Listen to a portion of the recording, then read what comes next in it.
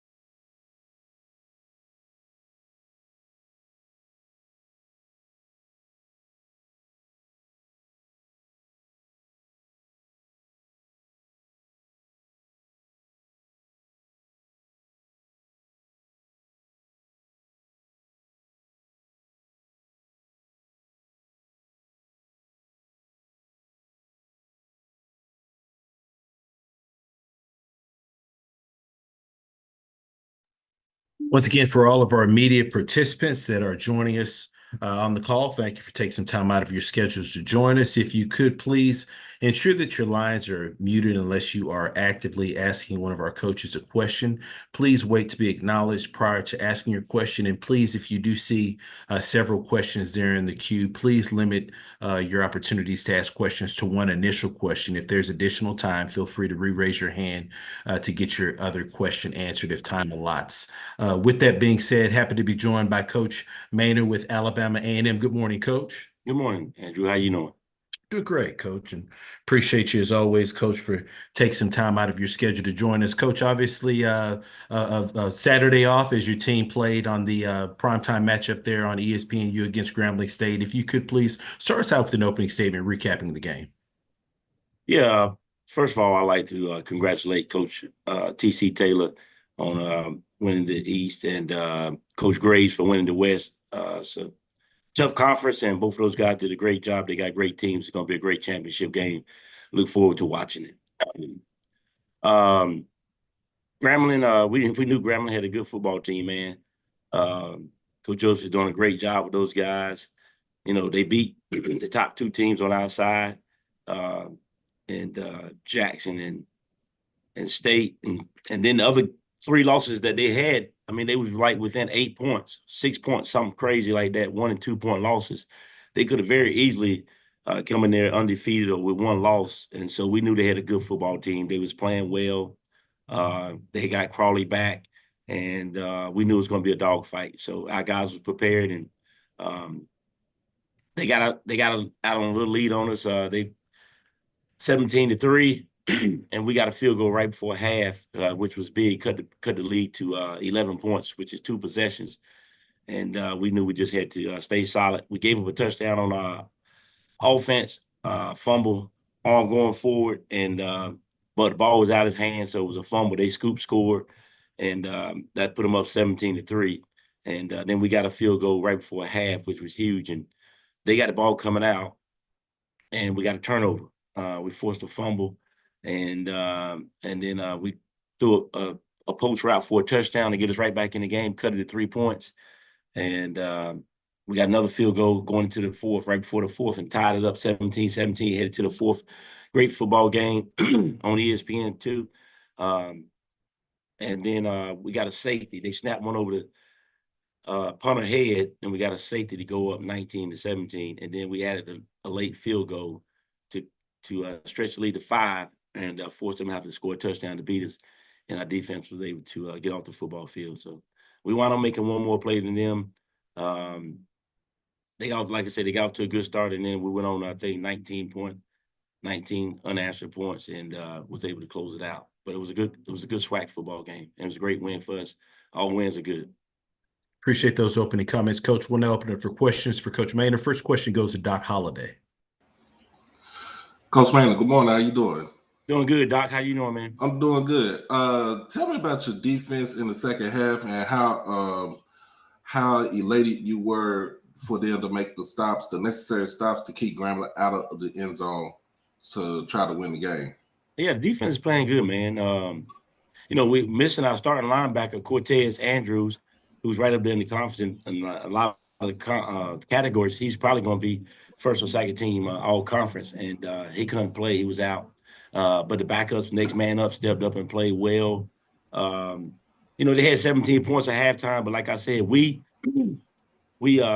fumbled the ball and they scored. So that was really, we only gave up 10 points. And so I thought the defense was playing well. Offense was moving the ball. We was kind of shooting ourselves in the foot a little bit. So we was confident that if defense could go out and play like they played the first half, and then we just start executing a little bit better on offense, that we were still in the game. We could come back and win the football game.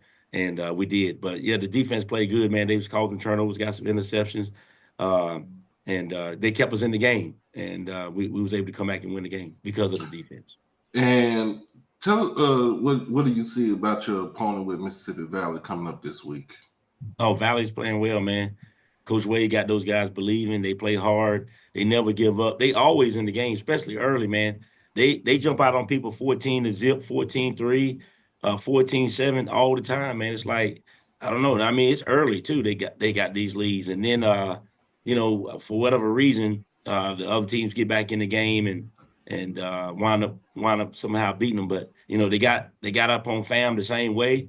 They scored 24 points in the first half on FAM and was able to hold on. FAM outscored them in the second half 11-0, but they had a big enough lead with 24-10 at halftime. They was able to hold on and win. And they did something nobody haven't done in 3 or 4 years. They beat FAMU at their place. So they got a good football team, man. They dangerous. They hungry right now. It's going to be senior day this week at their place. So they're going to be jacked up. They're coming off a huge win and the senior day. So they're going to be ready to chomp. They got us on their schedule as next. So we got to be ready to play. We got to play well. I appreciate you, Coach. Yes, sir. Thank you. Next question goes to Mona Stapleton. Good morning, Coach. How you doing? Good. How you doing? I'm good. Congratulations on your win today. Or not today, excuse me. This past week, sorry. Coach, you for over the season have had second half pushes where your offense and your defense seems to come alive. You scored 16 points and you made that strong push against Grambling. What type of adjustments were made at halftime that led to that increased offensive production, including the passing game with Xavier Langford throwing 2 touchdown passes? Well, it was Cornelius Brown. Cornelius Brown. Oh, okay, I'm sorry. It's okay. Like I said, we was kind of shooting ourselves in the foot a little bit. We had a couple of penalties. We missed some throws. And so we just had to settle down on offense and execute better, take care of the football. And that's what we was able to do the second half. We didn't turn it over. We was able to execute, made the plays that was there to be made. And but they still did a good job on us because we wanted to get a touchdown there at the end on the goal line, and we couldn't get it in. And I had to kick a field goal from the 1-yard line, and to make it a 5-point game, because I said if I score a touchdown here, the game is over. But if I don't, all they need is a field goal to win the game. So I said I'm gonna make them have to get a touchdown to beat us, because the way our defense was playing, I knew it would be difficult. So, but the offense, we just had to settle down, stop shooting ourselves in the foot, and execute better. Oh, thank you, Coach. You're welcome. Next question goes to Perry Daniels. Good morning, Coach. Congratulations. Thank you, Perry. How you doing, man? You know it. Super fantastic, Coach. And you? I'm doing good, man. Talk about Cornelius Brown's play, Coach. He played a phenomenal game. Yeah, he played well enough for us to win, Perry. He played well enough for us to win. And he executed better in the second half. Not so well in the first half. Again, we was held to 2 field goals. But you got to give Grambling credit too. They got a good defense, and we knew that coming in. So it wasn't like you're just gonna go out there and score 50 points on Grambling, man. They good. They can stop the run. They good in the secondary. They stingy. And so you got to execute at a high level. Again, Coach George got those guys playing well, man. They are playing well. We knew that coming in. Just look at their games, look at their scores. They got a good football team, a good solid football team. So, but yeah, Cornelius played good, man. He played well, and hopefully he can play well these last 2, and we can see if we can't finish the thing up 7-5. And Donovan Eaglin, Coach, you talk about the run game. He had 25 rushes for 123 yards. Talk about his play. Yeah, well, he continued to do what he's doing, man. He's been all conference the last 2 years, and he's headed that way again. He's our workhorse, man. We got to give him the ball, man. We try to keep some of these offenses off the field and run the ball and wear them down. And he got most of his carries probably in the second half, and that was by playing, because again, Grambling had a great defense, so we kind of want to go sideline to sideline a little bit, spread them out, wear them down a little bit. We opened up the game with 5 wide receivers, so that was our game plan. Our game plan was kind of wear those guys down up front because they're so good and they're so stout, and kind of get them a little tired, and then feed Donovan in the second half, and that's what we was able to do. So it worked out perfect. Thank you, Coach. Good luck this week. Thank you. Currently taking questions for Coach Maynard with Alabama A&M. Any final questions for Coach? Coach, as always, we appreciate your time. Look forward to speak to you again next week. Yes, sir. Thank you. Good luck Yes, to sir. everybody this week. Appreciate it. All right, we will move ahead to Coach Robinson with Alabama State. Once again, if you do have any questions for our coaches, please utilize the raise your hand feature to get your question in the queue.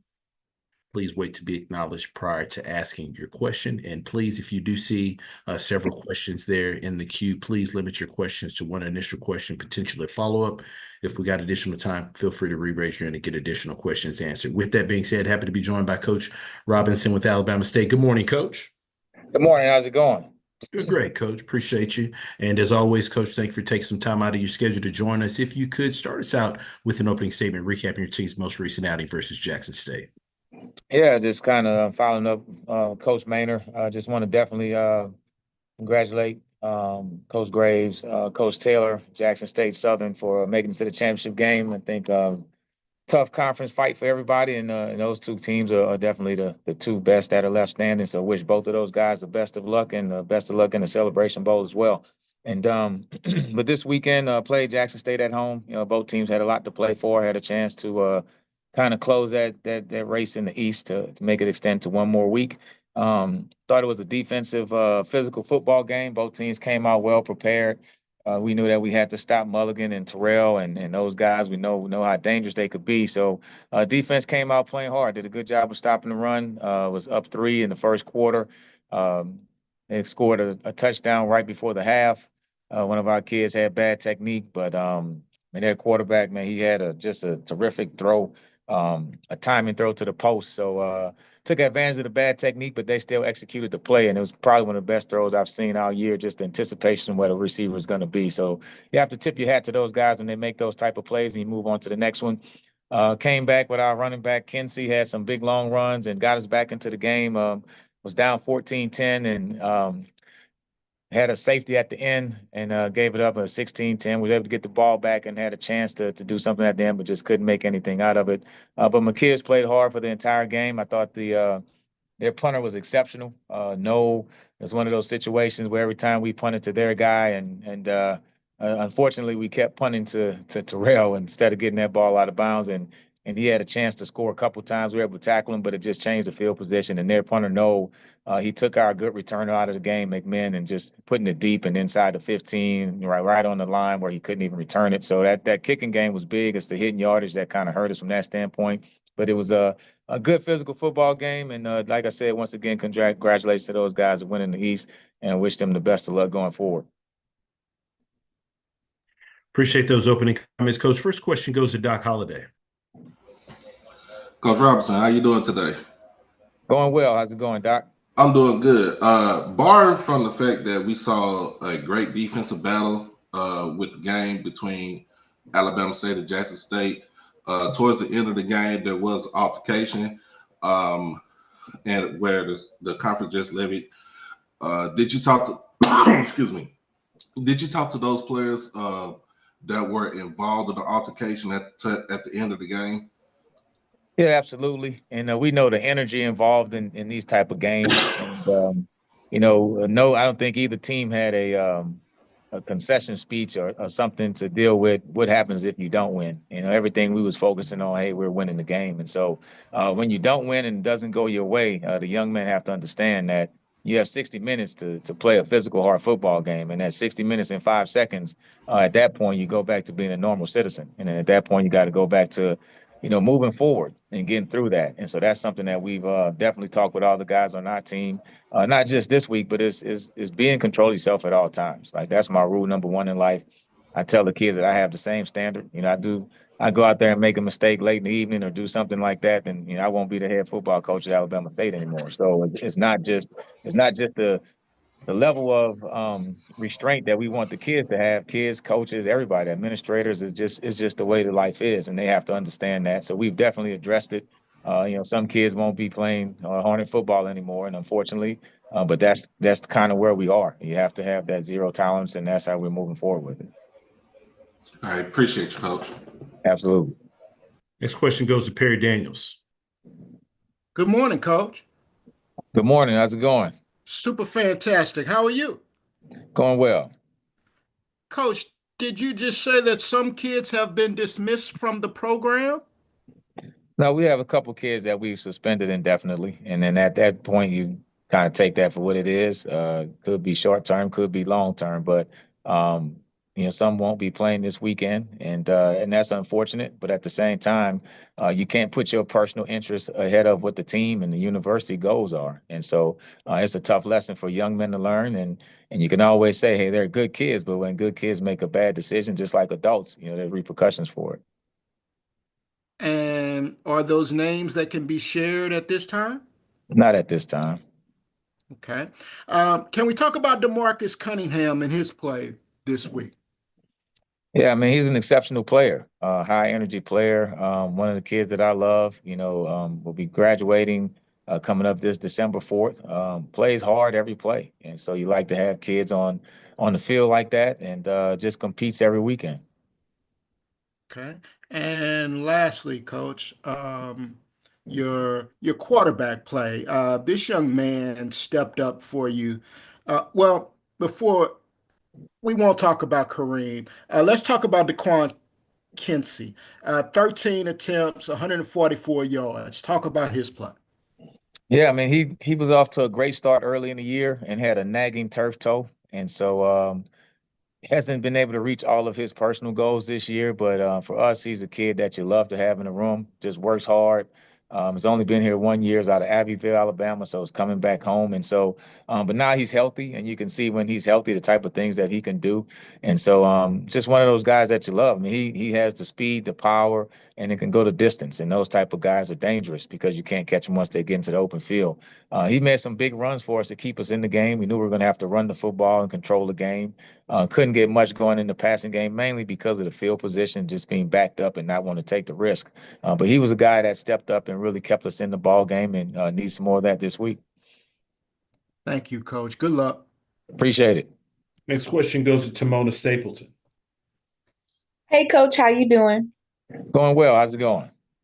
It's good, thank you.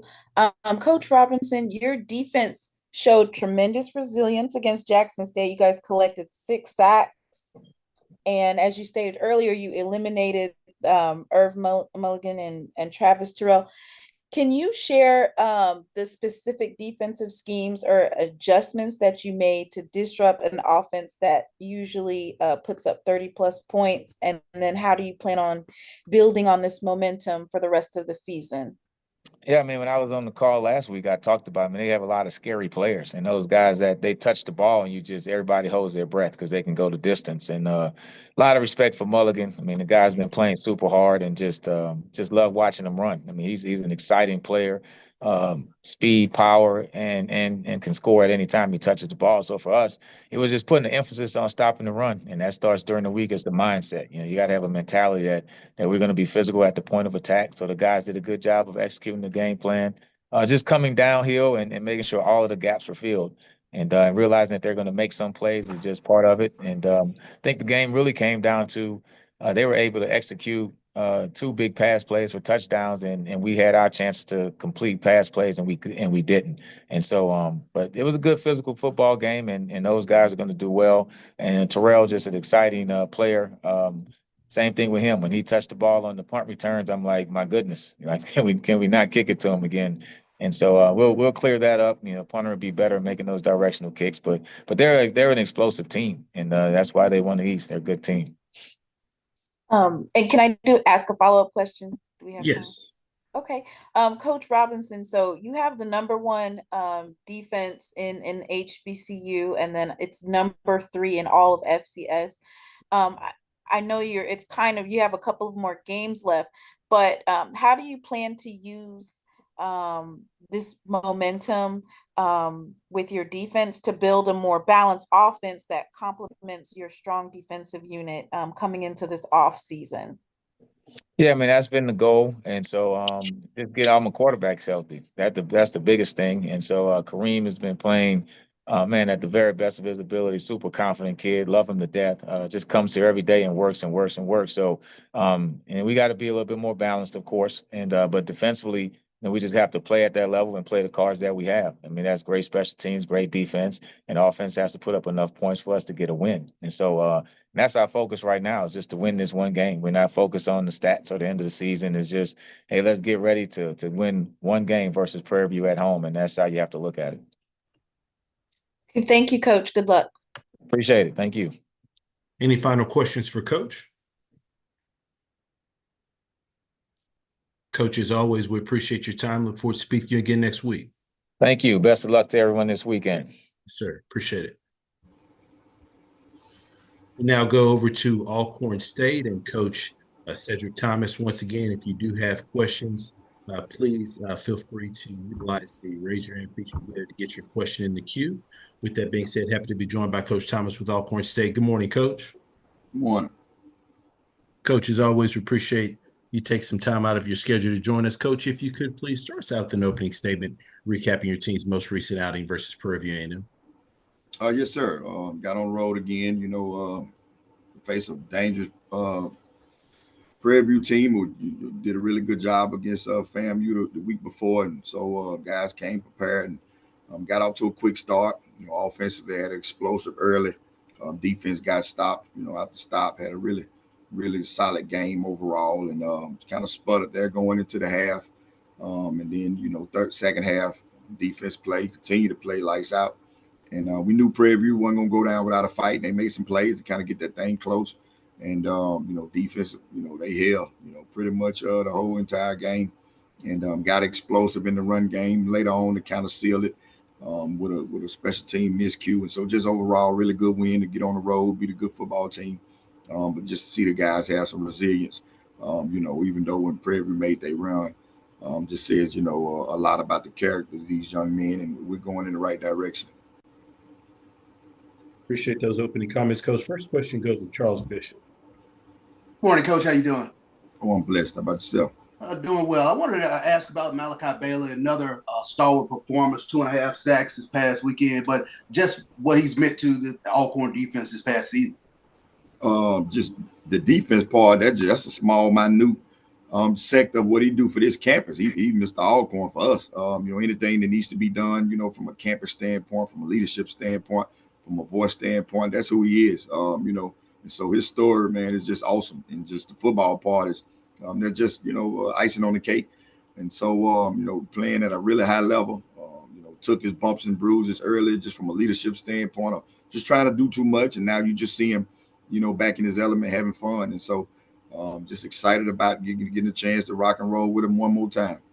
Quick follow-up, rivalry game coming in this weekend, Jackson State coming in. What will it mean for the Alcorn program to finish out on a high note?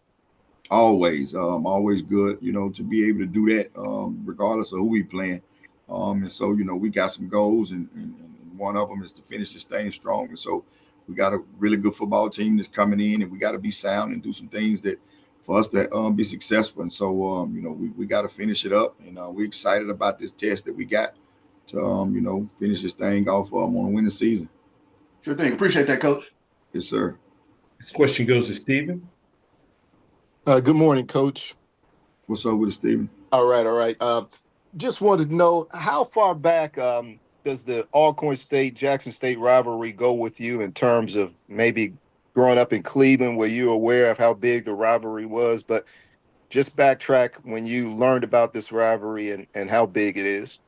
Yeah, about 1994, Charles Brady, my head football coach, he played at Jackson. So that was the first trip that we made, besides going to Mississippi Valley, was 1993, 1994, when Charles Brady took a bunch of us up to Jackson. And so just seeing all of us inside that stadium, at 14, 15 years old, man, it was captivating. And I said I wanted to be a part of it. And lo and behold, man, God is good, with some great mentors and great coaches. And now I got opportunity to stand in some of the footsteps of some of the greats before me. And so, it goes back to the end, just being a part of it as a high school student. And so, it's dear to me, and got a lot of riding on it, but just excited about getting the opportunity to lead this football team on Saturday. All right. Thank you, Coach, and wish you well. Appreciate it. Next question goes to Doc Holliday. How you doing, Coach? Oh, I'm blessed. How about yourself? I'm doing good. Offensive wise, in the game against Prairie View, as far as passing the ball, wasn't too fond of passing the ball.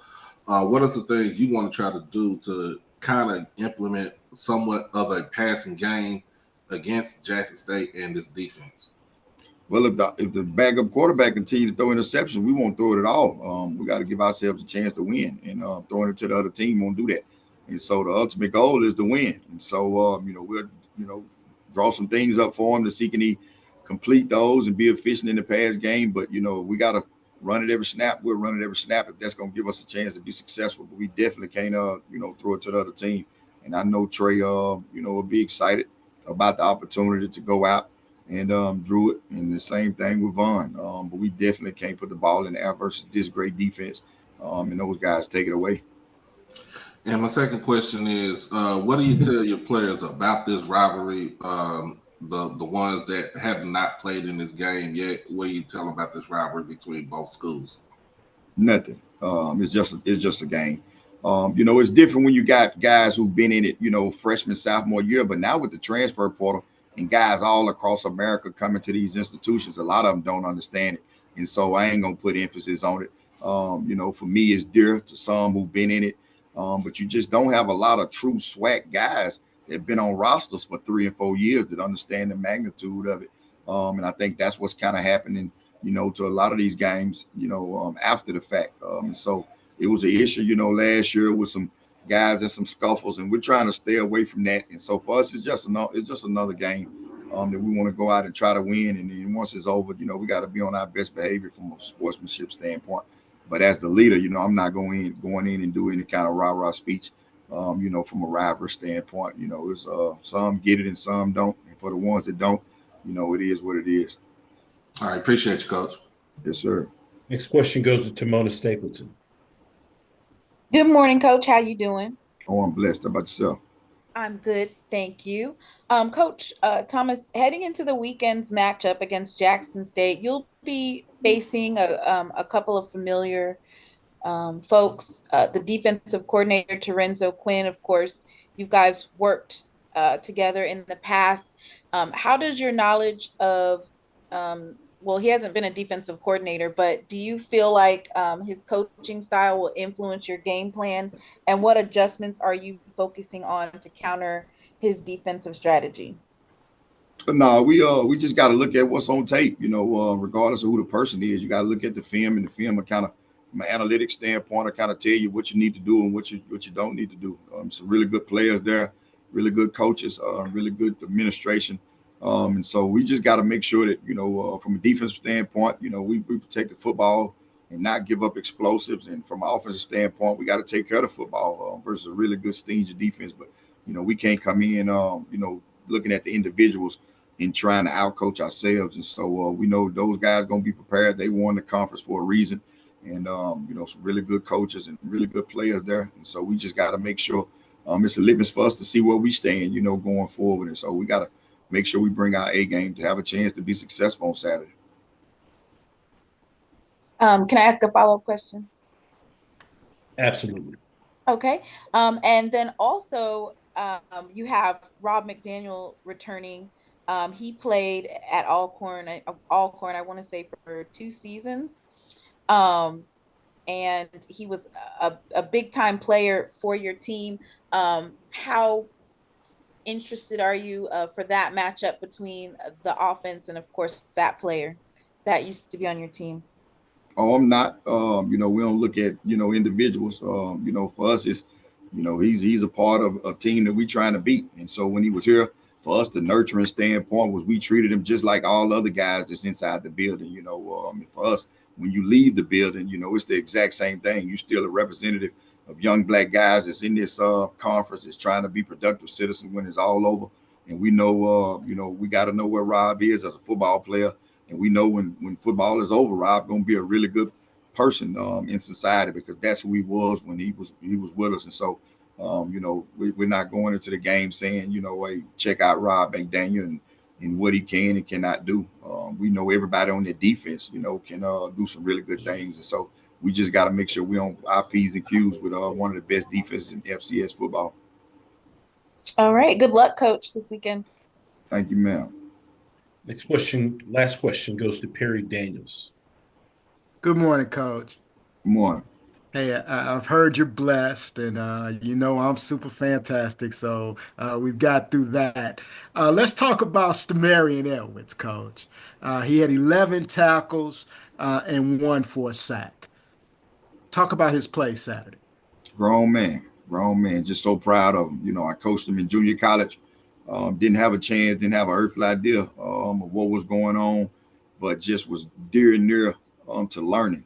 Stayed in the film room. And the good thing about junior college, there was no 20-hour rule, so you could live in the film room. And that's what he did. He changed his body. But just to see him come out of Hollandale, Mississippi, and have a chance when a lot of people told him he wouldn't, and to come here and play at a high level. Football junkie, he loves it. It was awesome. He got a chance to get the invite, so he'll play some more football in the Legacy Bowl. But he leads us. Malachi get a lot of praise up front, but he's the brains behind the operation. And so we're just excited about his growth and development. And once it's all over, we know he'll be a really good person out in the real world, got some tools to be successful, and he'll definitely lead. And so I'm just excited he get a chance to rock with us one more time and, put us on his back and face these really good running backs and this tremendous offense that we got to go against. Good luck to you this week, Coach. Thank you. Appreciate it, sir. Coach, as always, we appreciate your time. Look forward to speaking to you again next week. Yes, sir. Thank you. We now go over to Bethune-Cookman. and head coach Raymond Woody. Once again, if you do have questions, please utilize the raise your hand feature to get your question in the queue. With that being said, happy to be joined by Coach Woody with Bethune-Cookman. Good morning, Coach. Good morning. Coach, as always, we appreciate you take some time out of your schedule to join us. If you could please start us out with an opening statement recapping your team's most recent outing at Texas Southern. I know Coach had those guys ready. I mean, we came in obviously ready to compete in a really good environment. We jumped up 7-0.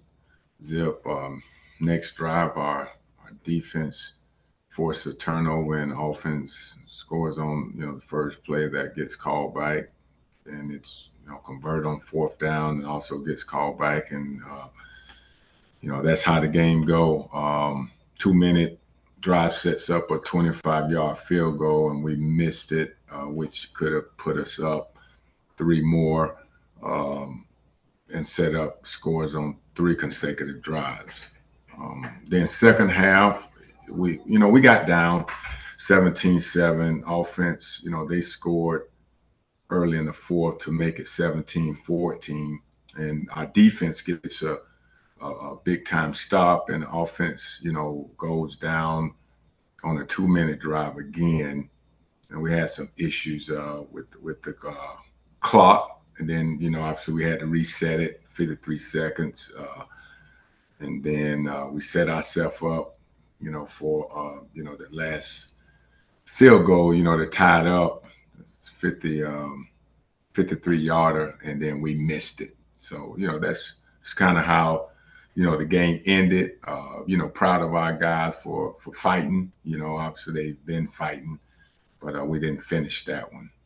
It's just unfortunate that we didn't finish that game, and obviously could have been in a situation where we could have tied it up or won it. Depending on the situation that could have happened.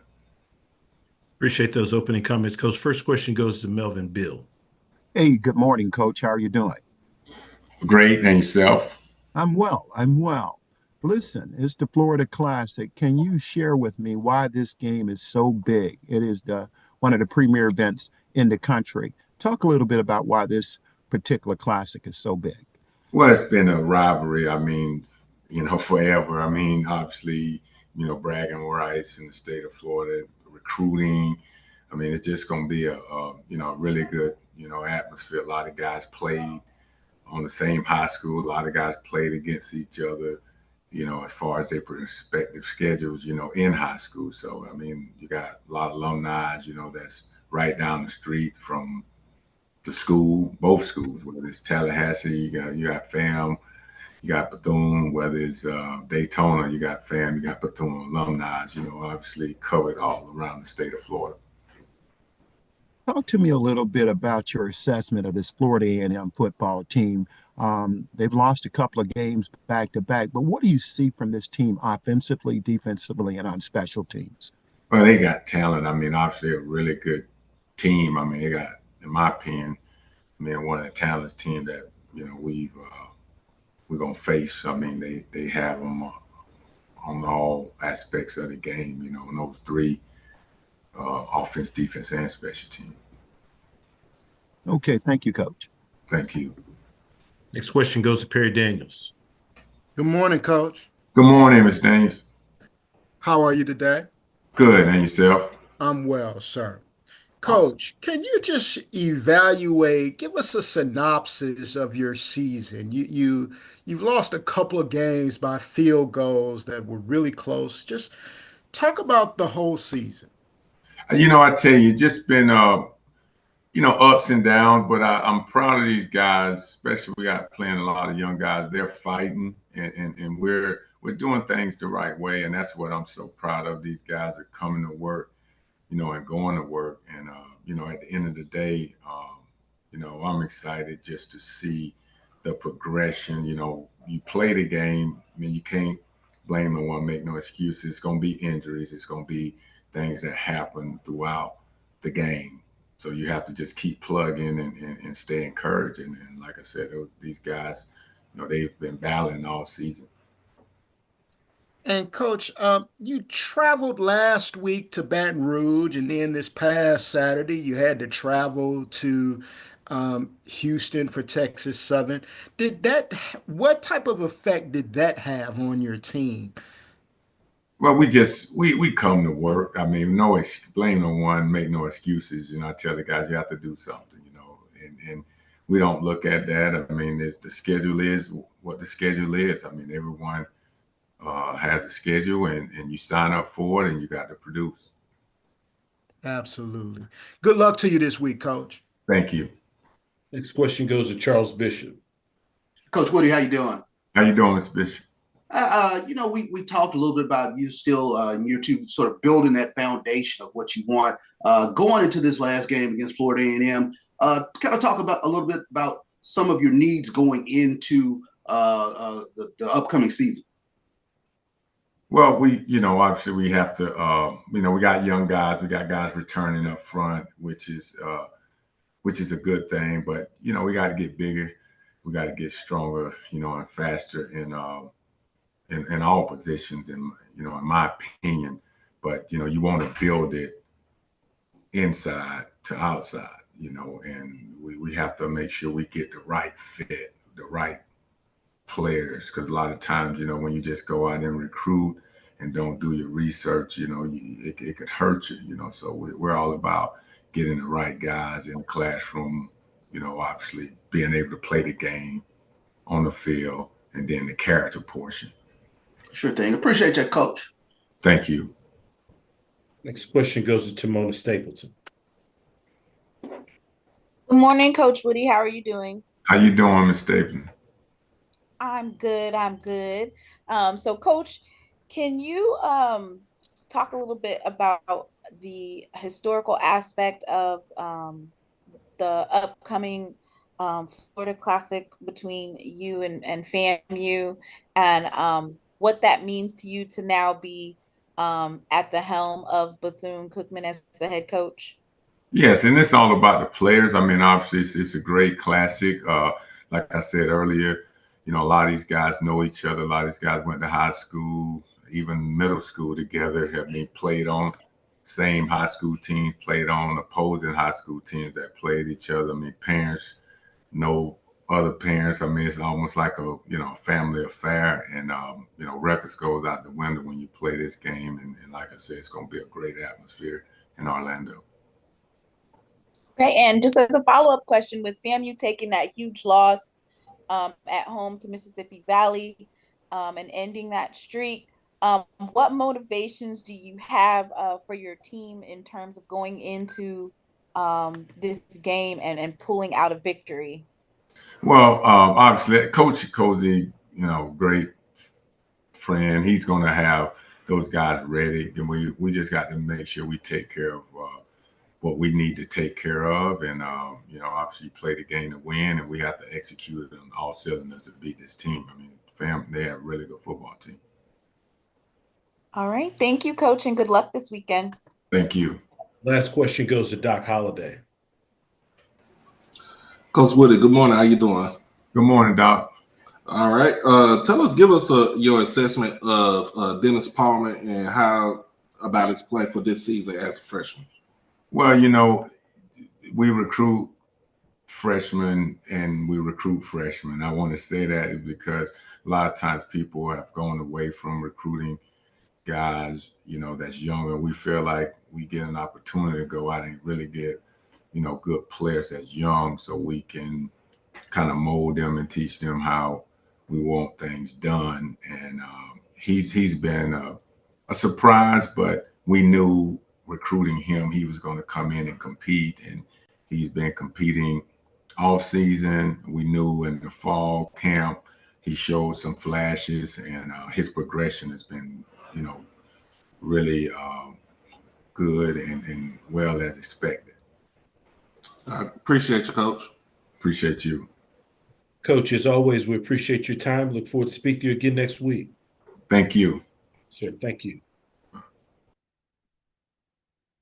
right, we now go over to Bethune-Cookman. Once again, if you do have any questions for our coaches, please utilize the raise your hand feature to get your question in the queue. Please wait to be acknowledged prior to asking your question. All right, once again, Happy to be joined by Coach Colsey with Florida A&M. Good morning, Coach. Hey, good morning. Coach, as always, appreciate you taking some time out of your schedule to join us. Coach, if you could please start us out with an opening statement, recapping your team's most recent outing versus Mississippi Valley State. Hats off to Coach and his staff for playing well-coached ball game, well-played ball game. I know they played extremely inspired, obviously for what had happened over the last week over there. I think we won as inspired as we needed to be. But obviously getting ready for the Florida Classic, obviously a game that's extremely important to our university, to our football schedule. So excited to get ourselves back. Probably had a very, very good practice on Sunday. And then our day off, but then getting ourselves ready for an important football game upcoming Saturday. Appreciate those opening comments, Coach. First question goes to Doc Holliday. Good morning, Coach Colsey. How you doing today? Doc, I'm doing well. How are you? I'm doing good. What was the temperature of the team like after the game, and what did you tell your team about trying to be resilient after a loss like this? They're tough. It's people love the coach when you go into a happy locker room. But you have to understand at times you got to go into a locker room and it's tough. Disappointed bunch. That was one of the main things I said to them at halftime. There wasn't, for me, it wasn't a lot of rah-rah or hey guys, this either we're gonna pull it together or we're not. We're gonna play together or we're not. We thought we did some good things in the second half, but not good enough to to get the win. But it was kind of similar things that have happened throughout the year. Stupid penalties, not valuing the football, and not finishing in the fourth quarter. So those are things you have to continue to harp on. But what we have done is allow teams to stay in and allow teams to build confidence. So I thought Sunday with our leadership guys and some of the stuff that we're going to now do differently internally inspired the guys. But ultimately, we got to prepare this week. But we all know we're judged on what we do on Saturday. So hopefully we can put it together and put some things together and try to beat a very, very good, confident football team in Bethune-Cookman. Okay. Hey, Andrew, I'm gonna come back around if we have enough time. Absolutely, appreciate it. Next question goes to Kendrick Marshall. Yeah, Coach. You mentioned after the game on Saturday that you would, and you mentioned it just now, that you would do some internal evaluation of the program. What does that look like, and who and what will be examined during that process? Well, you said examine. Is that what you said? Yeah. Now, I examine every week, right? We got some stuff in the house that we're gonna have to do and we are doing. But just sometimes you feel you gotta light a fire in people. And I think what we're doing and what we discussed on Sunday will be great for us. But again, our preparation to me has been top notch, offensively, defensively, and special teams.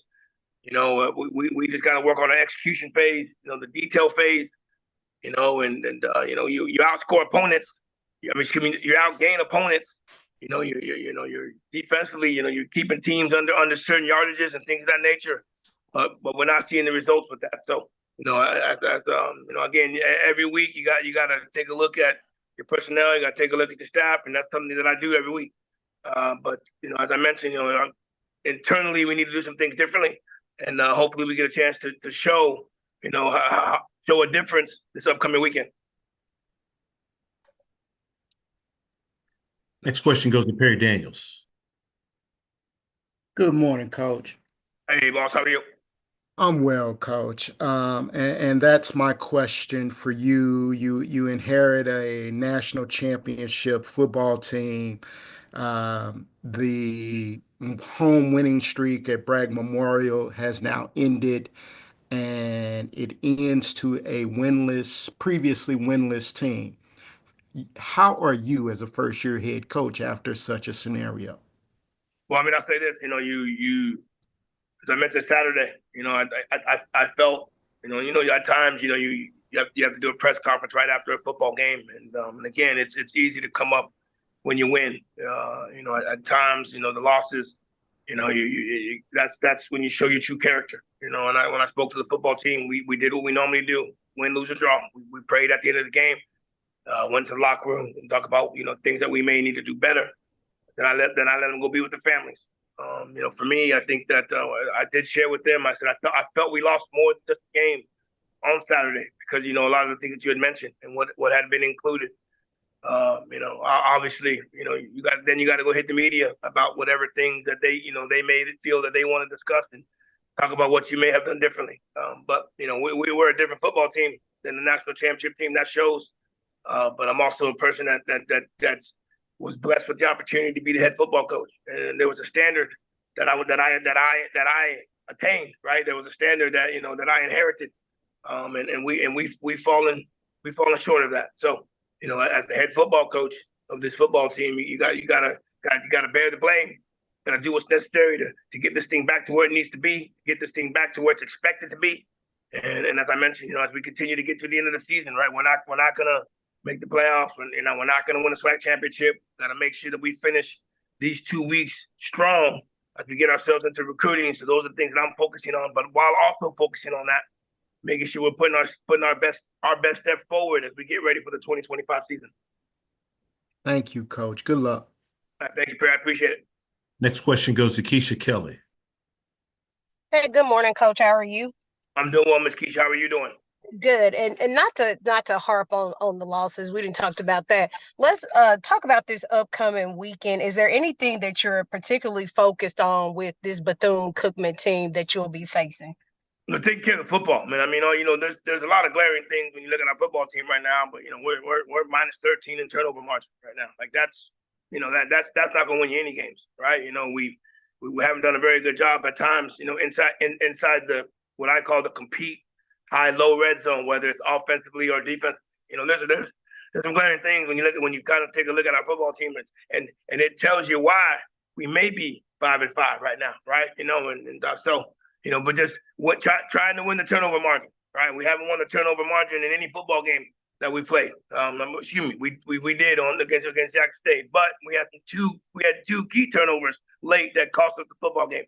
But overall, right, if we can win the turnover margin and have the ability to run the football that we have done over the last couple of weeks, I think we've got ourselves a pretty good opportunity to put ourselves in a good spot. But those are two things that are in my mind as far as we get ready for this week. Taking care of the football and trying to find ways not to beat ourselves. All right. Good luck, Coach. I appreciate you. Next question goes to Doc Holliday. Coach Coley. What's up, Doc? What's going on? Oh, so you went away from the run in the second half a little bit, and even though that gave you a lot of success, you had over 172 yards. What are the things you want to try to do different against Bethune-Cookman when it comes to the rushing attack? Great question, Doc. I think you know the answer. We had 170 yards rushing the football. Keep running, keep rushing the football, right? We had a couple times. We were deep in their territory, and coughed the ball up. I thought we could have maybe been a little bit more just simple in our approach. In doing so, we did not, and again we lost the fumble trying to run the option, and then we had a snap over our head where our center's a fifth-year senior, and then our quarterback has played in over 45 Division I football games, right? So, sometimes keeping it simple is the best thing to do. Appreciate you, Coach. No problem. Any final questions for Coach? Coach, as always, we appreciate your time. Look forward to speaking to you again next week. I appreciate that. And I just want to say to the head football coach at Southern, the head football coach at Jackson State, congratulations, for them obtaining both division titles. And trust me, long season, and both those guys definitely persevered and put themselves in the best possible situation to represent the SWAC in the SWAC Championship game. So I want to just make sure I give shout outs to both of those guys. Both those guys did amazing jobs this year. Appreciate you, Coach. Thanks, guys. We now go over to Grambling State and Coach Mickey Joseph. Once again, if you do have questions, please utilize the raise your hand feature to get your question in the queue. So happy to be joined by Coach Joseph with Grambling State. Good morning, Coach. Good morning. How you guys doing? Doing great, Coach, and thank you so much for taking your time out of your schedule to join us. Coach, if you could start us out with an opening statement, recapping your team's most recent outing at Alabama A&M. Well, is another well, the same book. We talked about it this morning, staff meeting, the same book. Not being able to, to hold on to the league. We got to go back and make sure that we're making proper decisions, when it comes to halftime personnel wise and schematic wise, what are we doing wrong, and how we can get them to cut down on some of these penalties, because we sometimes they don't understand, but we got to get them to understand. But that's on me. I gotta coach them better. I gotta coach my assistant coaches better, and get this program back going. But I think we're closer than we think. While you being a competitor, you want it to happen right now. And we're in a bad place right now. We're not in a good place, but at the end of the day, God woke us up this morning to fight another battle. So that's what we're gonna do. First question goes to Perry Daniels. Good morning, Coach. Good morning, Perry. How you doing? I'm well, Coach. How are you? Could be better, but I'm okay. Coach, you've been around football a very long time and around the SWAC a very long time. How does where this program is today compare to some of the other programs that you have been involved with? Well, I've been Power Five the last since 2016, I think, 17. And before that I was at Tech, but the last time I was here, I think it was 14. I was at Alcorn, and 14, 15, Alcorn 13. But the last couple of, it's just been bigger programs, and you have more resources when you have these bigger programs. But it's no excuse, what's going on here with these close games. We gotta fix it. It's not a lot of stuff happening off the field that we need to fix. Everything we need to fix needs to happens on the field. So we got that opportunity. We get the opportunity to fix things every day we have our kids. So I got to make sure that we're doing a better job of getting our kids in the right situation. And because at the end of the day, Jamar Chase is not going to walk through the door. Justin Jefferson is not going to walk through the door. So it's more trying to develop the ones, even the ones you get out of portal. You got to continue to develop them, because, like I said before, when they drop down from Group of 5 to us, that means they hadn't played. So we got to do a really good job of developing and continue to develop them, and understand what type of kid that we getting out the portal, and get that kid to play at the potential that he once had. So we got to do a better job of that, and it starts with me. And will your off-season recruiting focus be more in the portal or at the high school level? Well, right now we redshirted probably 85% of our high school kids. So I think that right now we will focus on the portal, because our high school kids are, they develop to what we thought they was going to develop in. They started out slow, but right now they some of the best players on the team right now. Once you look at them now, once we get them from behind those cards, and what I mean behind scout team cards, and see, hey, how much can they retain, we'll know more. But right now, I think our high school kids are here right now, and we're going to focus on some high school kids, but most of these are going to be, JUCO and transfer portal kids. Thank you, Coach. Good luck. Thank you. Next question goes to Kendrick Marshall. Yeah, Coach, how would you assess the play of Miles Crowley on Thursday night? He had a touchdown and 2 interceptions, one at the end that kind of really hurt you guys there. His movement seemed to be a little bit limited as well in the pocket, and kind of scrambling around a little bit. Do you think you might have brought him back a little bit too soon?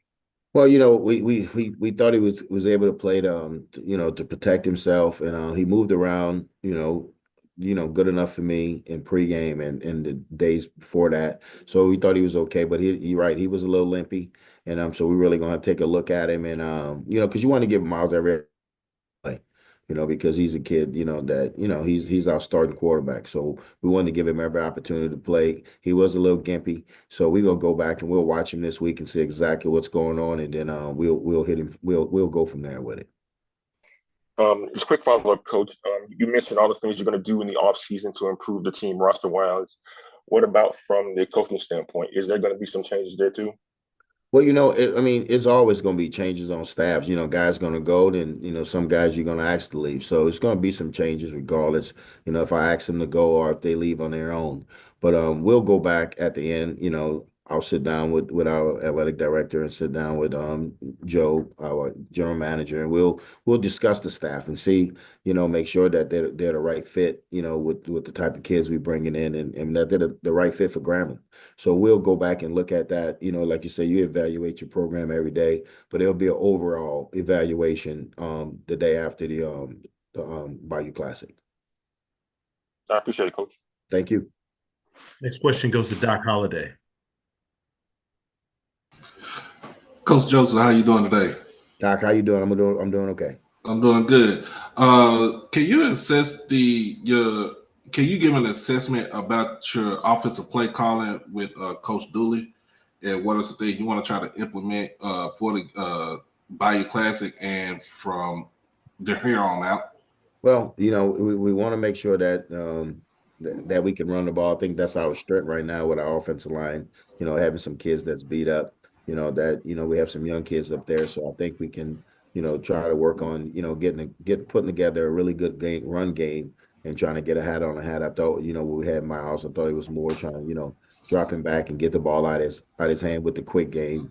But I think going into it now, you want to try to settle down and see if we can hand this thing off and cut the game in half and see if we can run the football. So it's we'll sit back and we'll do it as a staff to figure out what's the best runs that we can have and then go from there with it. But we in the beginning you try to do what's best with the personnel that you have. With the personnel changing up now, you have to change up your game plan and probably sit back and say, okay, let's see if we can run the ball. And I think we can. We just got to commit to it. All right, appreciate you, Coach. Appreciate you. Currently taking questions for Coach Joseph with Grambling State. Any final questions for Coach? Coach, as always, we appreciate your time. Look forward to speaking to you again next week. Okay, appreciate you guys. Thank you. Thank you. All right, we now go over to Arkansas Pine Bluff. We are a few minutes ahead of schedule. We'll pause momentarily, and when we come back, we'll be joined by Coach Hampton with UAPB. Thank you for your patience.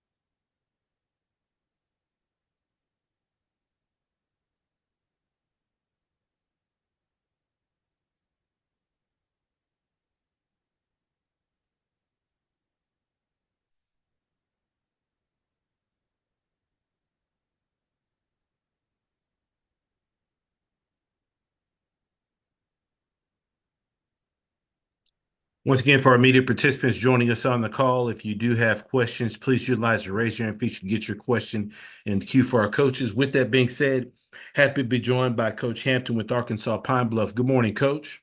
Good morning.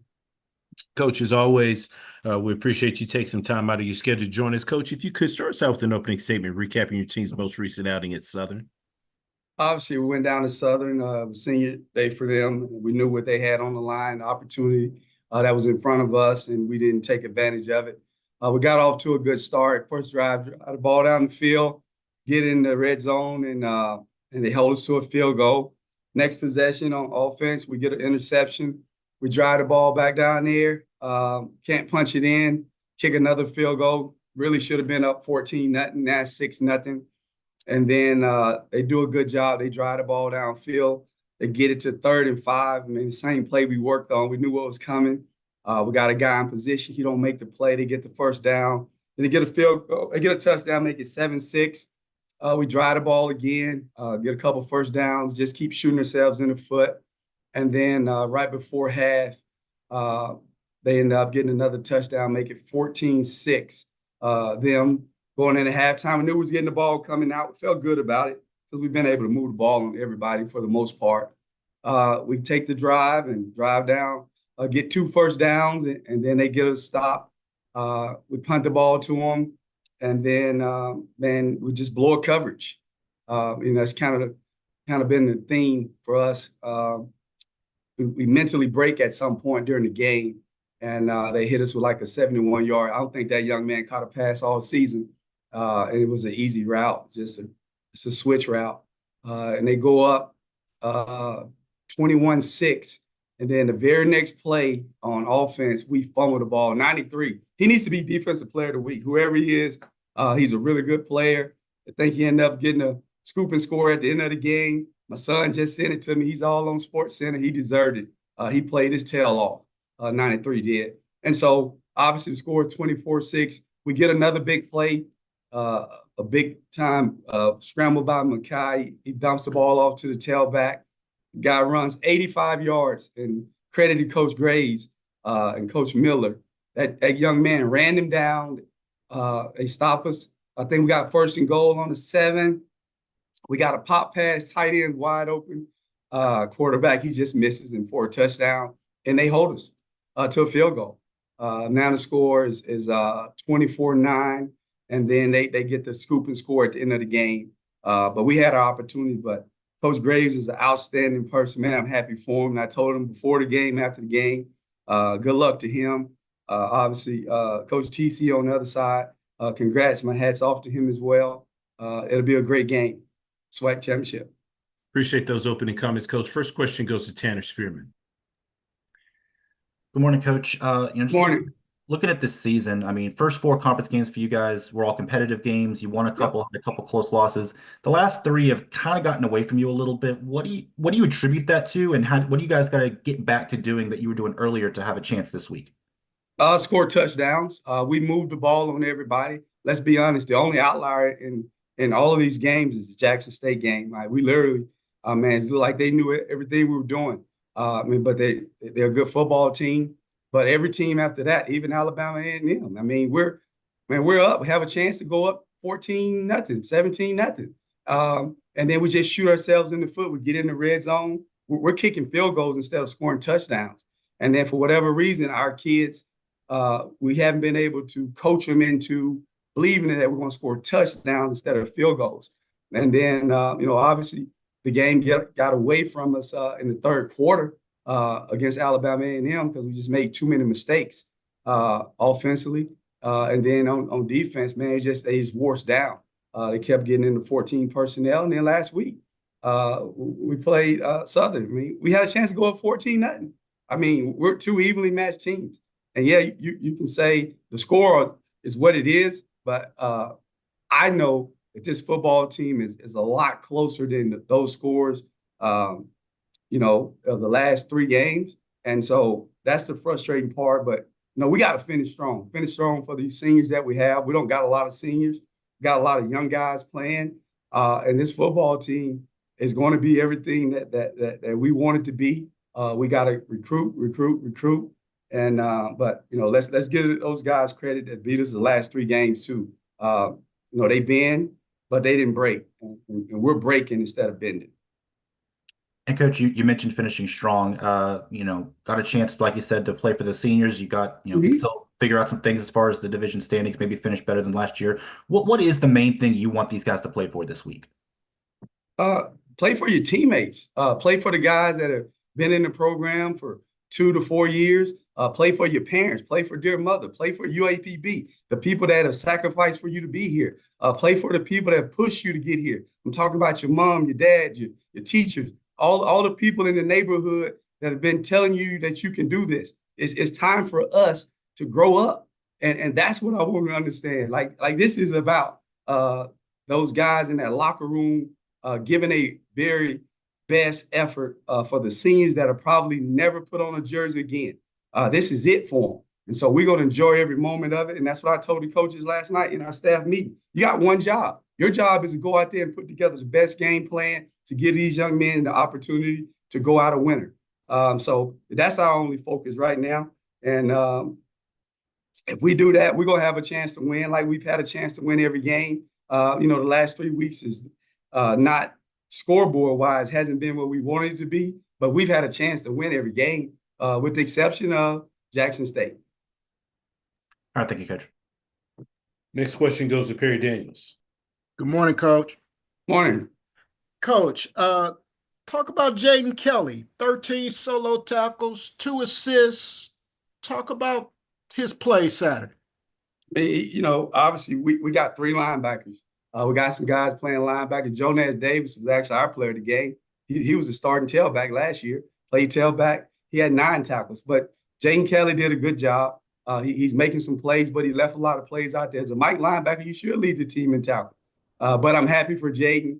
He got a big-time fumble recovery, but a couple plays, he probably should have had about 20 tackles. And those are the things that we got to continue to do. The standard is to be great. The standard is not to go out there and just do enough to make the tackle 6 yards down the field when you should have made the tackle 2 yards behind the line of scrimmage. So we're just trying to set the standard. And this is a better football team than it was last year. Tanner said, we want to obviously do better. We did last year. Everybody in Pine Bluff, Arkansas, everybody in the SWAC noticed this football team is better than it was last year. And we want to win the next game because it's the next game on the schedule. I'm really not worried about. It's only going to be one winner. All right, you got one team that's going to win the West, and that is Southern. You got one team that's going to win the East. That's Jackson State. And one team's going to win the SWAC. So everybody else is losing, right? So what we got to do is we get an opportunity to get a head start on all those guys, get out and find us some players so we can get where we need to get to.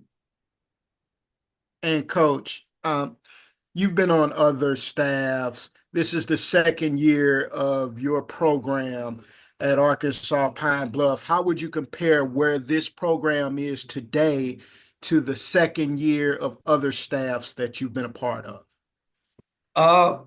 Number one, you got to get highly competitive guys, all right? And that goes from the coaching staff to the players that you bring in the program. And I heard some guys talking about, getting guys from a D1 program. I'm going to tell you right now, you can get them from wherever you want to get them from.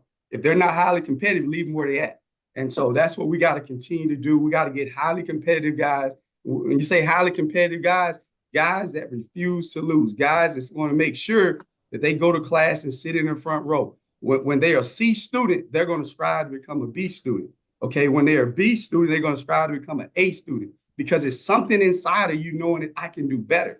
And that's what we're trying to do. Everybody in this program, and obviously for us, I evaluate. I'm just like Coach Cozy. I evaluate every single day. I know what we need, and we got to do a better job of coaching. We got to do a better job of putting our players in some position to make plays. But the players also have to make the plays when they get the opportunity because we had 3 or 4 chances to get off the field early and to really kind of put a little stress on Southern, and maybe they'd have to work a little harder in the Bayou Classic to win the Western Division. Thank you, Coach. Good luck to you. Appreciate it. Any final questions for Coach Hampton with Arkansas Pine Bluff? All right, we'll take one last question from Tanner Spearman. Hey, Coach, we hadn't talked about Texas Southern, who you're playing this week, so let's talk about them. I mean, first year under Coach Dishman, I think they've certainly outperformed a lot of people's expectations for him this year. What have you seen out of this team in his first year? Hard-nosed football team. They got 2 good running backs. Quarterback is really moved well in the pocket. They're feisty. Not feisty with the hands. We don't want any of that stuff. But they do a really good job. Obviously, I thought Bethune. I watched that game. Bethune had them, but those kids stayed in the fight, and then they were able to make some plays and get the win in the end. So it's going to be a tough matchup for us. I'm glad they got the 8-hour bus ride. Like we had it twice last year. And so we need to be able to send our seniors out the right way. And so we know they're going to probably come in here and do what they've been doing. They run the ball control. Last week we lost the time of possession, 37 minutes to 22 minutes. And so we got to be able keep our defense off the field a little bit. And, when we do get those stops, we need to be able to capitalize on them. All right, thanks, Coach. Thank you. Coach, as always, we appreciate your time. Look forward to speaking to you again next week. Hey, Mr. Mona had a question. Okay, we can get it in. Go ahead, Ms. Stapleton. Doing? How you doing? I'm good. Let me just go ahead and ask you quickly. How do you attribute that game atmosphere on the road against Southern? I know you talked about how you wanted to have a hostile environment with the fans being included. So how important is that for this next game versus Texas Southern to help you secure the win?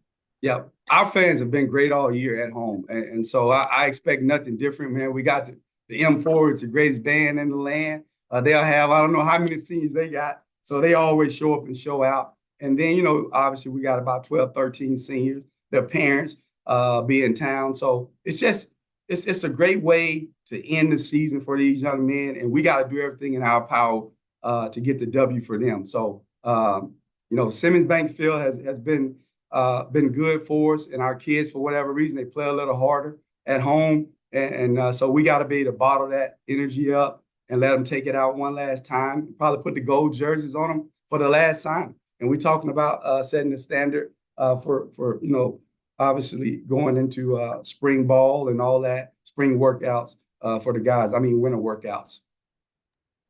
Thank you, Coach. Good luck this weekend. I appreciate it. Y'all be blessed. Appreciate it, Coach. We will now move over to Mississippi Valley State and Coach Wade. Once again, if you do have questions, please utilize the raise your hand feature to get your question in the queue. With that being said, happy to be joined by Coach Wade with Mississippi Valley State. Good morning, Coach. Hey, good morning. Coach, as always, we appreciate you taking some time to join us. If you could start us out with an opening statement, recapping your team's most recent outing at Florida A&M. Yeah, man. First of all, I want to just send huge congratulations to TC, Coach Graves, for winning their side of the SWAC. Two really good programs. I'll definitely be tuned in watching that game. We're coming off our first victory against FAM. Went down to Florida A&M and played a really good FAM team. I think this game can be summed up with two stats. We won the turnover battle 3-0. And we didn't allow sacks. So we put ourselves in position to go out there and be successful. Our kids played extremely hard. And like I said, it's a team that we had never beat. We was 0-6 in our lifetime versus FAM. So again, this was history being made by being the first Valley team to go in there and win that game. So again, we feeling really good about it. I'm just so happy for these kids. They've endured so much. They worked so hard, and just happy that they were able to go out there and get a dub. Appreciate those opening comments, Coach. First question goes to Doc Holliday. Coach Wade, how you doing today? Doc, what's going on, my man? I'm doing good. You started the game out on a roll, punched them in the mouth early in the first half. Second half, it kind of wavered down. What was the thing that you told the kids at halftime about trying to keep that momentum going from the first half to the second half?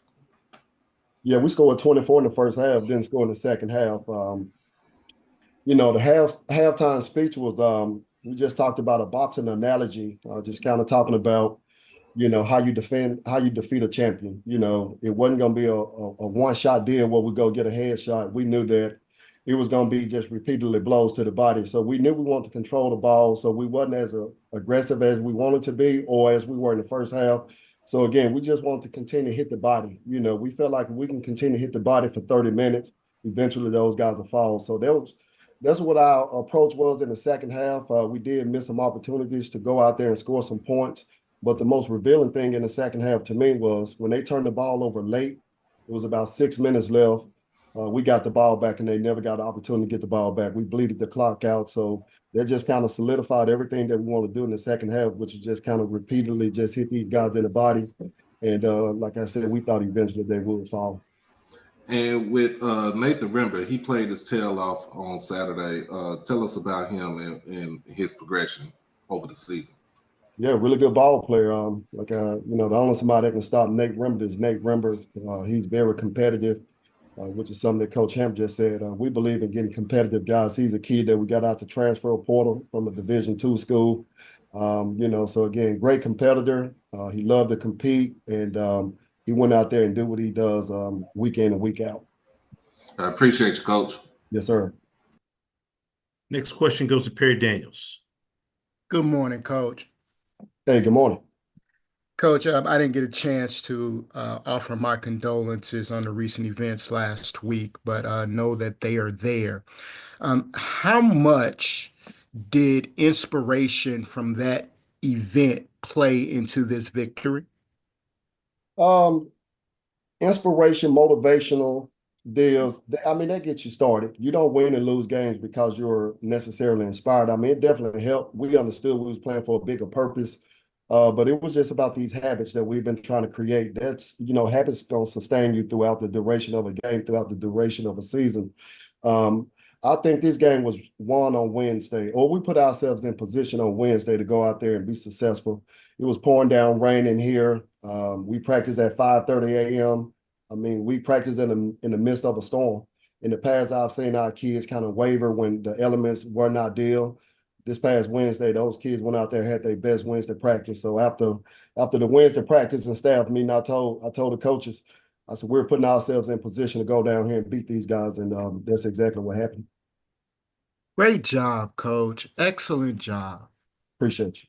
Thank you. Next question goes to Stephen. Good morning, Coach Wade, and again, congratulations on your win. Stephen, my man, good morning. Yes, just curious, what have the last 2 days been like for you in terms of just the whirlwind of congratulatory, maybe text messages, emails, phone calls that you've been getting, and all the pats on the back on campus, but kind of describe just the emotional highs that you've been on over the last 2 days with everybody just being so kind and reaching out to you. Yeah, I mean, it's been overwhelming. I mean, thousands of text message or DMs and everything. It doesn't affect me at all. I don't get too high or too low when it comes to this. So my thing is, we appreciate it, but I don't live for the cheers, so I don't die by the boos. So I don't necessarily live for that. Again, but it is cool to have that. But it's been the same for me. It's been the same for us. We do the same thing each and every day. Sunday was just kind of clean-up day for us, so we went in and looked at this film, and we got that cleaned up, and we started our opponent intro today on Alabama and A&M. So for me, it hadn't been different for me. Just kind of received a lot of calls and texts, but like I said, I don't get too much into that. I appreciated all of it, but for me, I mean, it's the same. All right. Thank you, Coach. Wish you well this season finale coming up Saturday. Yes, sir. Appreciate you. Next question goes to Kendrick Marshall. Yeah, Coach. Now that your program has experienced taste of winning for the first time in a very long time, how do you, I guess, move the program forward here? How do you use that momentum to keep building the way you want to build?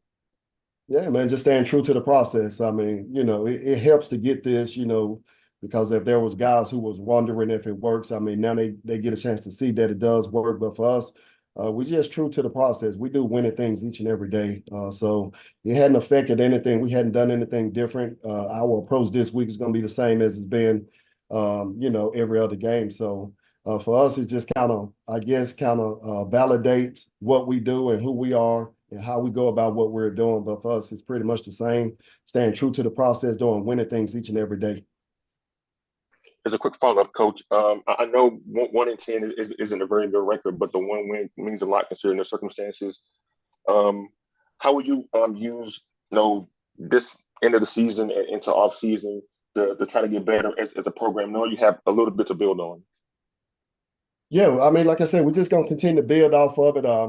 It feels good. We can talk winning, but again, kids need to see it. Everybody needs to see it, coaches as well. So, people need to see that your hard work is paying off. So this here just kind of, like I said, it validates, solidifies that who we are and what we do on a daily basis. It's starting to show. We've been close in a lot of games. Before the Jackson State game, we could have easily went into that game on a 3-game winning streak. So, it helps. Without a doubt, it definitely helps. as far as moving forward. But I tell you this, it's over. We've turned our attention to Alabama A&M, to go win that game. If we go out and not successful this game, I mean, it kind of nullifies everything that happened this past game. So again, we always forward thinkers. So again, we looking at Alabama A&M. I appreciate it, Coach. Yes, sir. Try to get 2 more questions in quickly. First one goes to Timona Stapleton. Good morning, Coach. How you doing? Hey, good morning. Congratulations on your win. You've made it clear we're moving on to Alabama A&M. So I'm going to ask you a question. Moving into practice this week, how are you going to proceed with the momentum of that win in terms of your offense and defense and just focusing on those fundamentals for next week's game? Yeah, you hit it. I mean, you just hit it on the head. We just got to keep doing these little things right. Like I said, we didn't have any turnovers, and we caused 3 turnovers. So again, we protecting the ball and we getting teams to turn the ball over. We didn't have a sack. We didn't allow 1 single sack, and we got 2 sacks against those guys. So just staying true to the just basic fundamental things of just playing football. Can you tackle the ball? Can you protect the ball? That's what we're going to continue to focus on this week. Just keep doing these little things right. Just kind of the big things happen, but it's just a combination of a lot of small things you do each and every day. So we're going to continue to harp on just the basic fundamentals, and we're just going to go from there. Good luck this weekend, Coach. Yes, ma'am. Thank you. Last question goes to Melvin Bill. Hey, Coach, congratulations on the win here in Tallahassee. Quick question about your shirt, Valley versus everybody. What is that all about? Yeah, I mean, it means exactly what it says. We realize that, the only somebody we have are these people in the building, and we kind of embody that. We embrace that, and that's the mindset that we have. So anytime we step out there, we realize that there's a lot of things against us, whether it's people, situations, whatever it may be. So it just kind of helps us just lock in and say that we all that we got, but we all that we need. So, I mean, it's pretty simple. All we got is the men in this building right here, and we embrace that, we embody that, and we use that every time we step out to go out and compete against anybody. Thanks, Coach, and good luck this weekend. Yes, sir. Coach, as always, we appreciate your time. Look forward to speaking to you again next week. Yes, sir. Thank you. Appreciate it. All right, we now go over to Prairie View A&M and Coach McDowell. Coach, I know we're a little bit behind schedule, so thank you for your patience and good morning. Absolutely. Good morning, everybody. Coach, if you could start us out with an opening statement recapping your team's most recent outing versus Alcorn State. Sure. First, let me say congratulations to TC and Coach Graves. Again, whoever wins, go get that SWAC for us, baby. Bring it back to the SWAC, in the Celebration Bowl. But yeah, I mean, obviously a great defensive battle. Both teams brought these guys in, got them mentally ready to play. Defensively, offensively, special teams. We did the same thing here at PV. Again, like I said, it was definitely a defensive battle, but they won the battle more so than we did to stop our guys from getting in the end zone. Even though we still had our opportunities to score in the end, with 3:36 left in the game, in the fourth quarter, it was 19-13.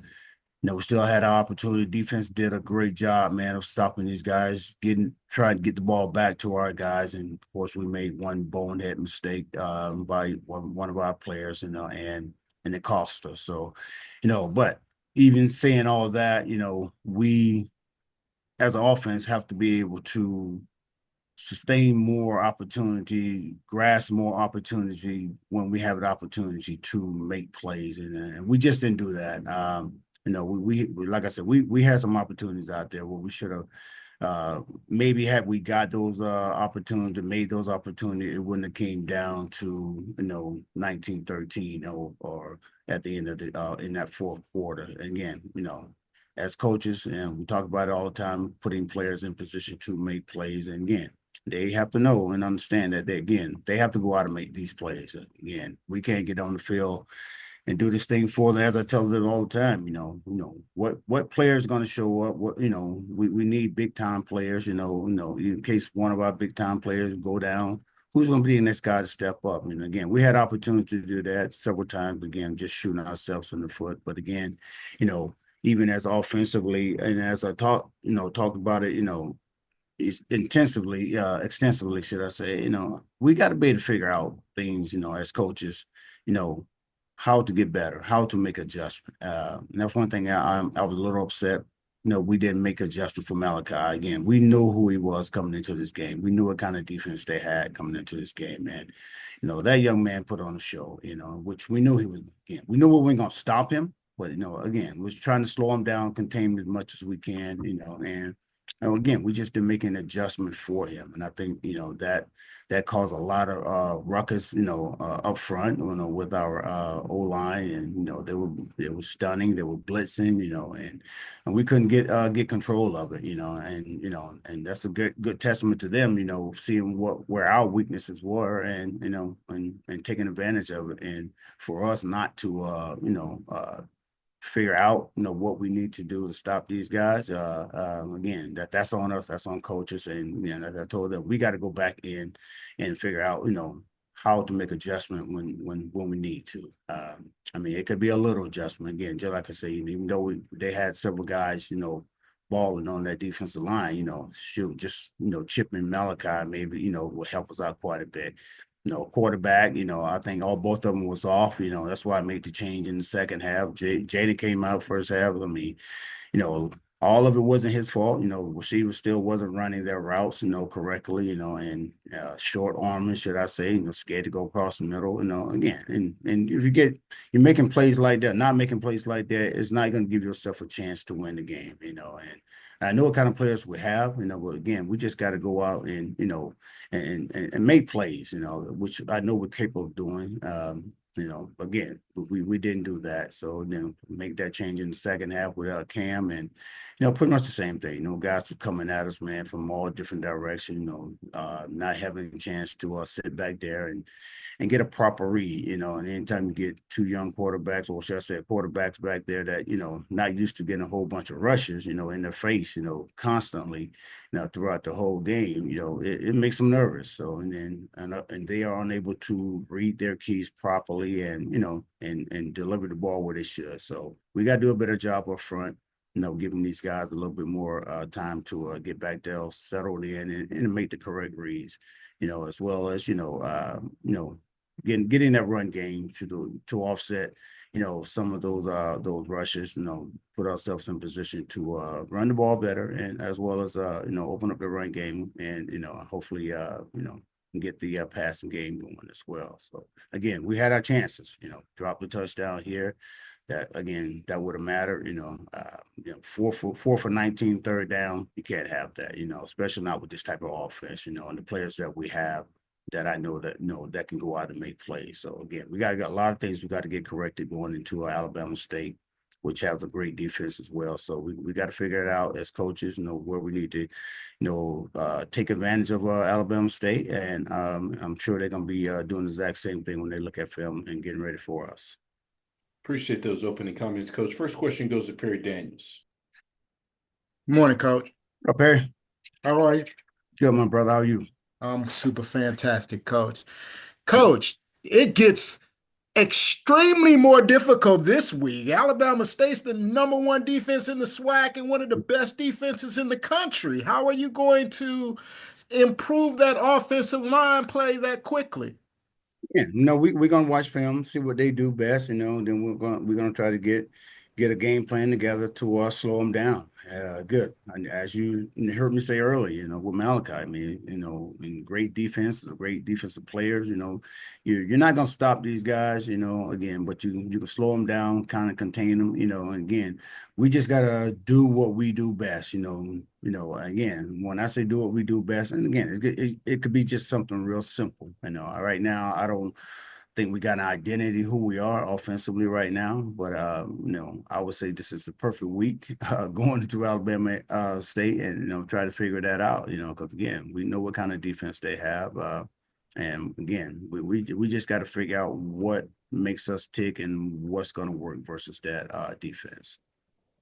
And Coach, Last year, your program was the top program in the Western Division of the SWAC. How would you assess this year's season if you were just giving it a evaluation?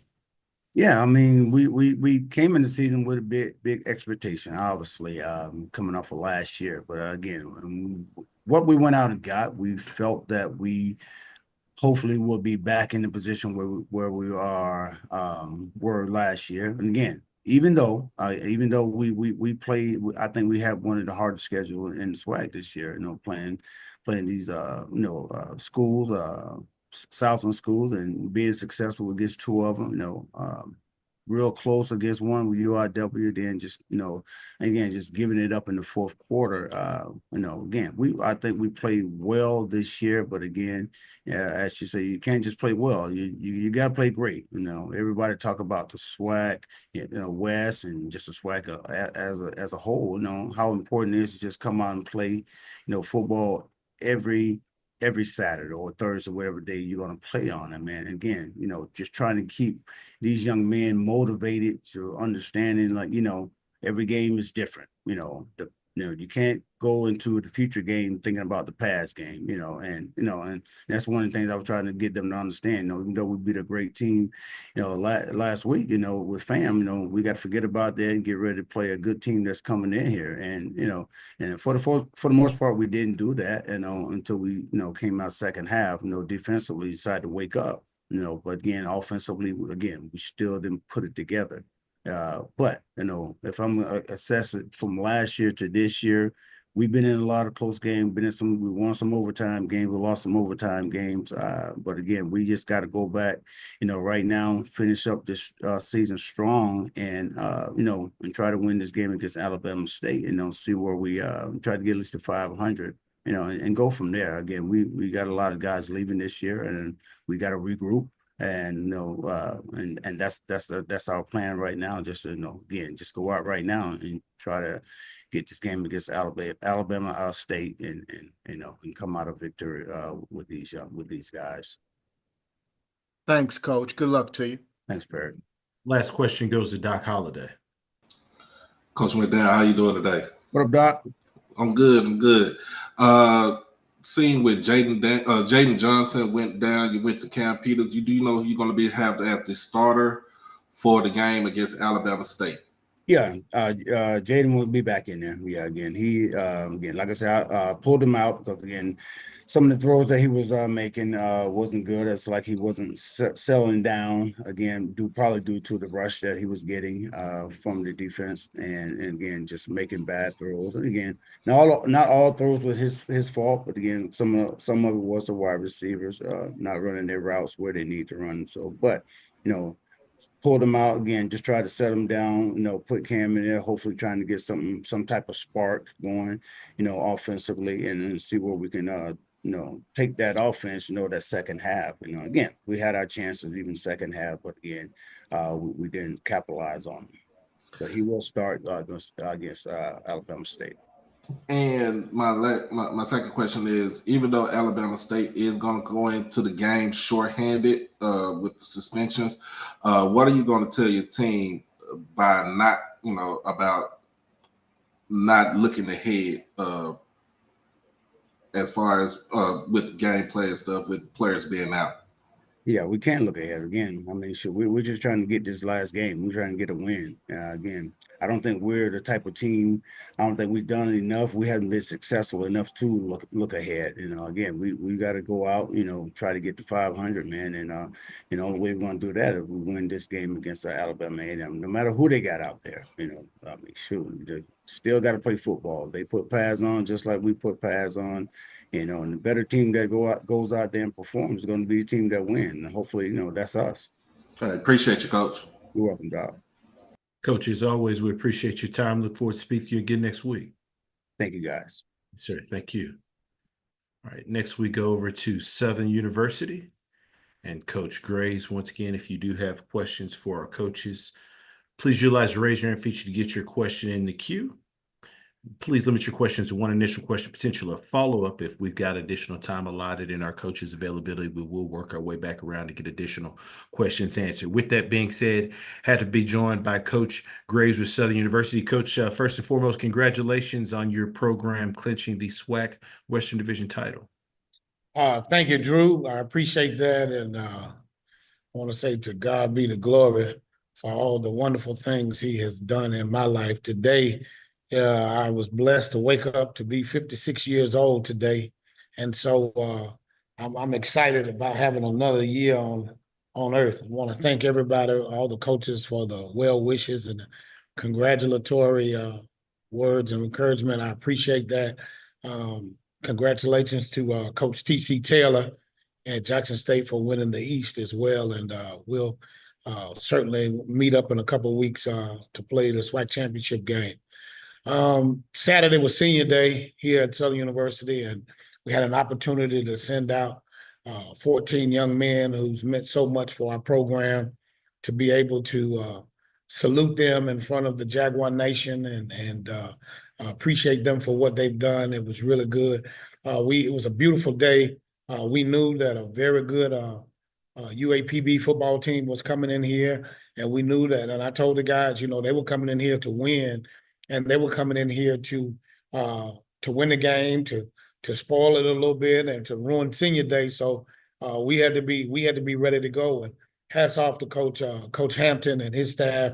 Those guys are doing a really good job. Coach Hampton is a high energy coach. He's a great person, great personality. We had a great time talking pregame, and I know Coach Maynard alluded to that earlier in the year.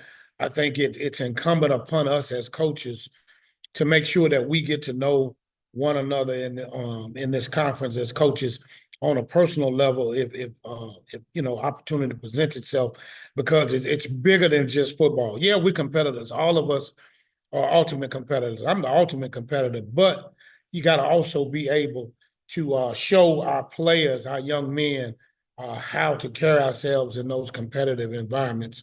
And those guys came out and they played, they jumped out on us, and we had to settle down, and we had to really hone in, what we were doing execution-wise. And we were able to get the lead right in the second quarter and score a couple times. And then second half, at halftime, I told those guys, don't look at the score. Don't get caught up into any of that. We just got to win every play. And Coach Hampton, like I said, being the ultimate competitor that he is, those guys did not lay down. They came out and they competed all the way to the end. As he said, the game was close, a lot closer going into the fourth quarter than what the final score was. But those guys played well. Hats off to them. They showed a lot of class at the end, and that speaks to his leadership and what they're doing over there. And then I want to thank my assistant coaches, my staff, for doing a tremendous job of getting these young men prepared and ready to go and adjusting, and just believing in the vision that we have here at Southern University. Appreciate those opening comments, Coach, and happy birthday to you as well. Thank you. I appreciate it. Open it up for questions. First question goes to Jim Kleinpeter. Happy birthday, Coach. I guess you got a pretty nice present a couple of days early. Thanks, Jim. I appreciate it. Yeah, I want to ask you how your if your phone overheated in the last 2 days, and what kind of and you talked about the response, and did you get I guess you got a lot of texts, and who did you hear from that surprised you the most? Man, Jim, it was after the game. Of course, I didn't have my phone with me, and when I got to my office and I got my phone, it was so many messages on it. Something happened to the phone where I couldn't even see the names. It was just numbers. And I started getting a little concerned, because I was like, man, my phone must have crashed. And got a lot of phone calls, got a lot of support from, of course, family, because I'm a family person, family, teammates, a lot of my players that I've coached at coached here at Southern, Mississippi Valley, Grambling, Norfolk State, Winston-Salem State. I got a lot of calls from former players, former coaches, pastors, you name it, administrators. It was just, and it's still coming in, and it's coming in from from Saturday as well as today being my birthday. So been getting a lot of calls. I got a great call right after the game from the legendary baseball coach, Coach Wilbur Ellis, who's a legend at Grambling State University, and that just warmed my heart because Coach Ellis means a lot to me. He really embraced me and gave me a lot of wisdom when I was there at Grambling, even before I was there. So that was one of the really good calls I got on Saturday. Thank you, Coach, and congratulations. Thank you. Next question goes to Keisha Kelly.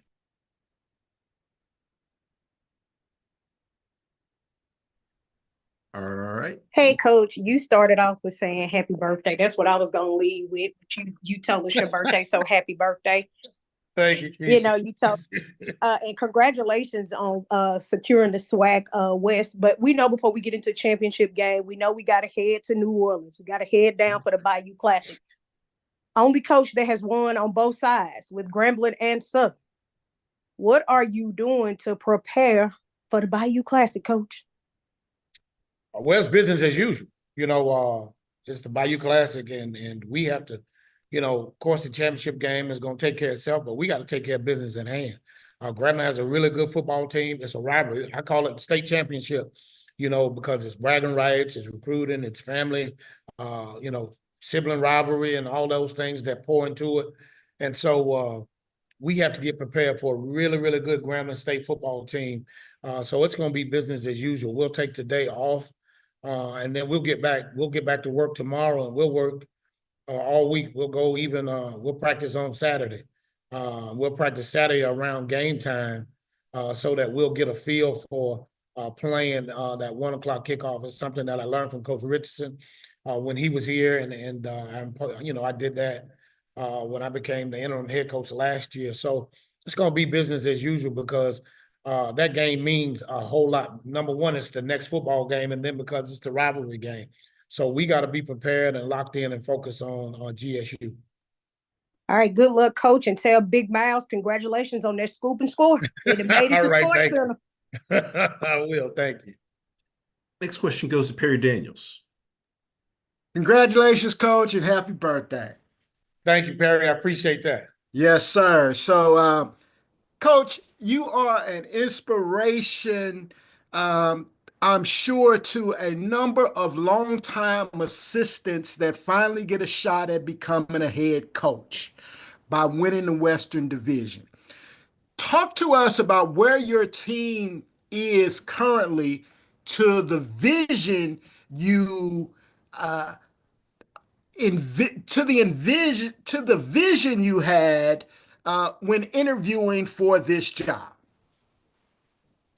Well, Perry, to be honest with you, this team is right where I thought we would be.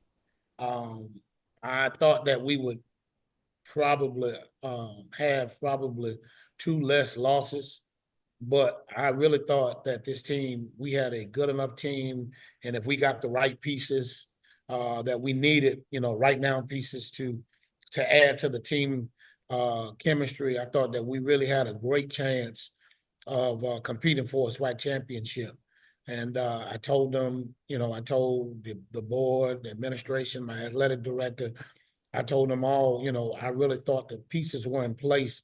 Of course, we lost a number of guys, but then we did a really, really good job of recruiting and replacing those guys and adding.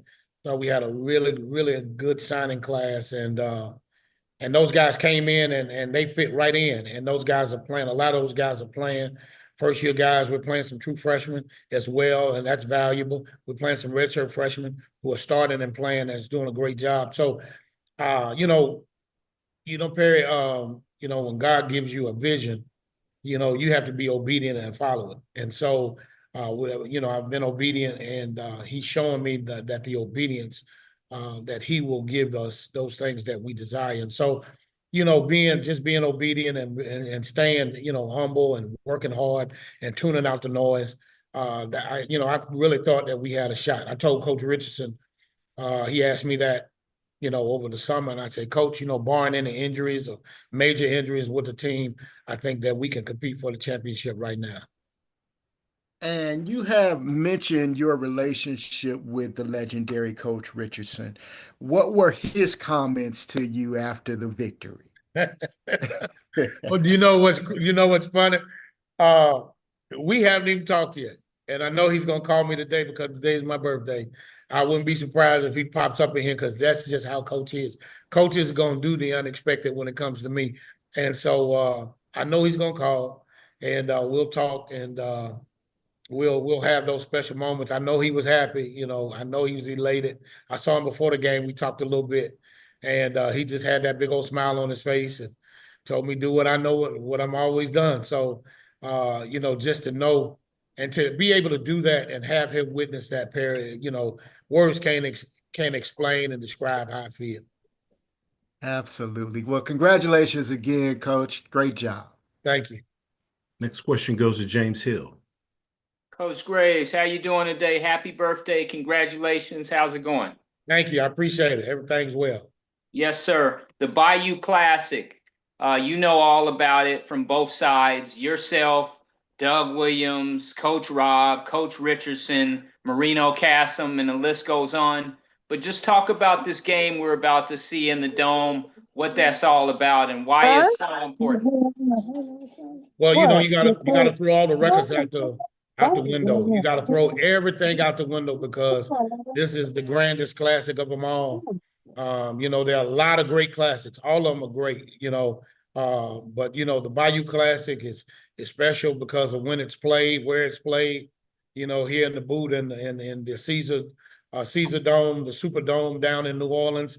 It's nothing like it, you know, the city, you know, is lit from Thanksgiving, or actually from Monday to the game, to the following Monday. So, you know, I've been in games where the best teams have been, you know, the best teams have gone in, you know, with undefeated records and things of that nature. Teams are having winning records, and then you know those teams were fortunate to win. And I've been in a lot of them, you know, and I've been in. This will be, I think, 52, I believe. I think it's the 52nd Bayou Classic, if I remember correctly. If it is, it might be 51. Can't remember. I've been in a lot of them. I've been in about 20, 27, and 28 of them. And I tell you, it's going to be exciting. It's a game that always comes down to the wire most of the time. And so we got to be ready to go. And the team that executes the best, that plays the hardest and plays the smartest is usually the team that wins. And so we got to be ready to go. Grambling is going to be ready to go because it's Southern and they want to go out on a high note. And we got to be ready to go because it's Grambling and we want to finish the regular season on a high note. Thank you, Coach. Have a great week and enjoy your day. Thank you. Next question goes to Doc Holliday. Morning, Coach, and happy birthday to you. Good morning. Thank you. All right. The play with Willie Miles, in my head, all I could think about was Chris Berman saying rumbling, bumbling, stumbling.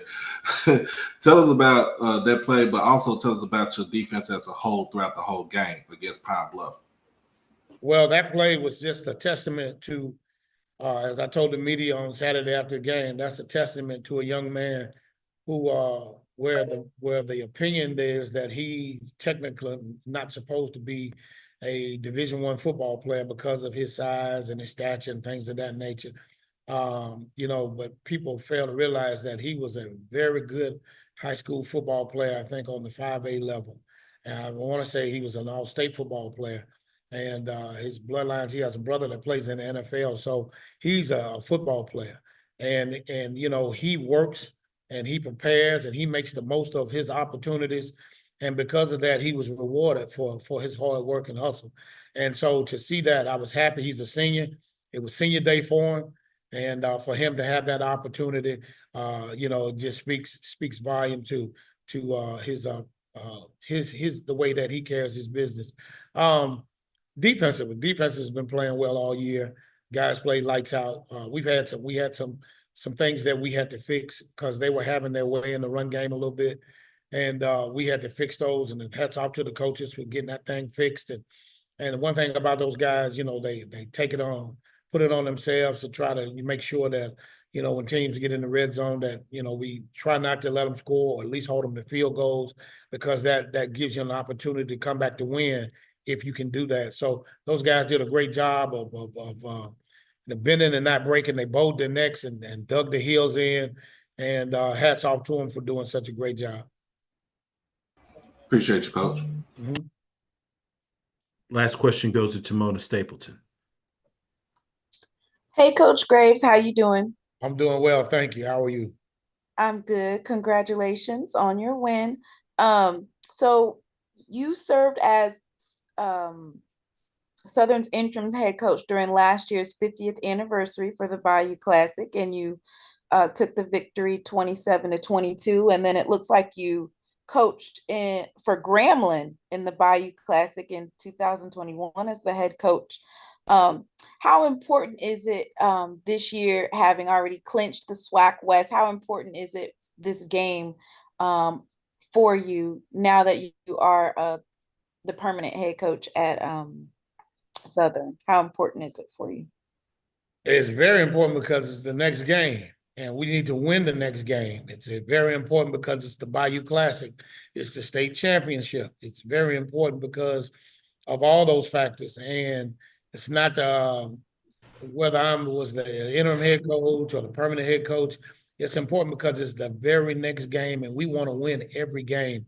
We don't want to take anything for granted. We don't want to take a team lightly.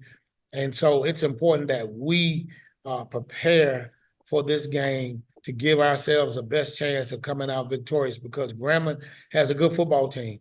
And as I said, you have to throw all the records out the window. You have to throw all that other stuff out the window, and you got to lock in and focus, because they're going to be fired up and ready to play, and they're coming to win as well. So, Coach Mickey's from New Orleans. Coach Dooley's from New Orleans. Coach Dale Lee is from New Orleans. All those guys on that staff are from that area. So they're going home, and they're going to be fired up, ready to go, and because it's Southern and Grambling. And so we got to be ready to go and make sure that we put ourselves in the best position to win our very next game. Congratulations again, Coach, and good luck this weekend. Thank you. Coach, as always, we appreciate your time. Look forward to speaking to you again next week. All right. Thank you. Yes, sir. Thank you. All right. We now go over to Texas Southern University and Coach Dishman. Once again, if you do have questions, please utilize the raise your hand feature to get your question in the queue for Coach. With that being said, happy to be joined by Coach Dishman with Texas Southern. Good morning, Coach. Good morning, everybody. How y'all doing? Doing great, Coach, and thank you for taking some time out of your schedule to join us. Coach, if you could start us out with an opening statement, recapping your team's most recent outing versus Bethune-Cookman. Well, we're glad to get that victory versus Bethune-Cookman. The most frustrating thing was to see not that many people in the stands. I think that everyone from Texas Southern need to come out and support Texas Southern sports, need to get in the stands and have these guys and cheer these guys on. We probably had less than 1,500 people. We had less than 1,500 people in the stands, and that's the most disappointing thing to see.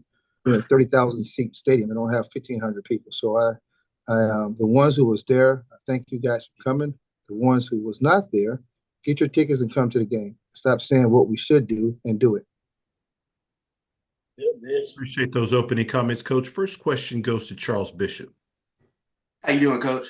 How you doing, Charles? You guys honored 19 seniors this past home game, and I just wanted to ask, what did this group of guys, did they mean for you, especially your first year here at Texas Southern? Well, they helped me out a lot. Those group that 19 seniors is easy to coach. They took the leadership, and I'm just really happy for them, and hopefully they can go on and do bigger and better things, not just on the football field, but in life, period. And a quick follow-up, Athian Renfro, huge game against Bethune-Cookman, but talk about his maturation during the course of the season, running back by committee, and he's stood out. Yes, he has. Renfro has been practicing good. Guys don't understand this. You practice good, you play good. You just can't turn the switch on and say, I'm gonna play on Saturday. That doesn't work. You got to prepare for it. He's been preparing. He's doing a good job. Coach Kimber Anderson is doing a great job with all the running backs and having them all ready to go. Appreciate you, Coach. Next question goes to Tanner Spearman. Good Good morning, Coach. As you guys wrap up your first year as a head coach here in the SWAC, you've been placed into a very competitive West Division, a lot of close games, standings are tightly packed. What's been your impression of how competitive this division has been, and what have you learned in terms of how to win these close games like the divisional games you're going to have this week against UAPB? Well, just can't make mistakes, can't make critical mistakes at times. You know, we jump off sides here, we do something here, we put us in long situations, get behind the sticks, and then we have to make up the sticks. And then on 4th and 3, our defense jump off sides, you know, and then now to give them another 4 down. So we have to be able to understand that each game is very critical, each down is very critical, and preach that each and every day in practice next year. And Coach, what do you want to see from your defense against UAPB this week and that the receiver and the quarterback that they got? Well, we have to, you know, those two are 2 big time players, so we're going to have to make sure we pay close attention to those 2 players. And I would like to see our defense fly around and play Texas Southern football. Texas Southern football, the way we played versus Prairie View, the way we played last week. You know, those guys when they get their motor running, they can play.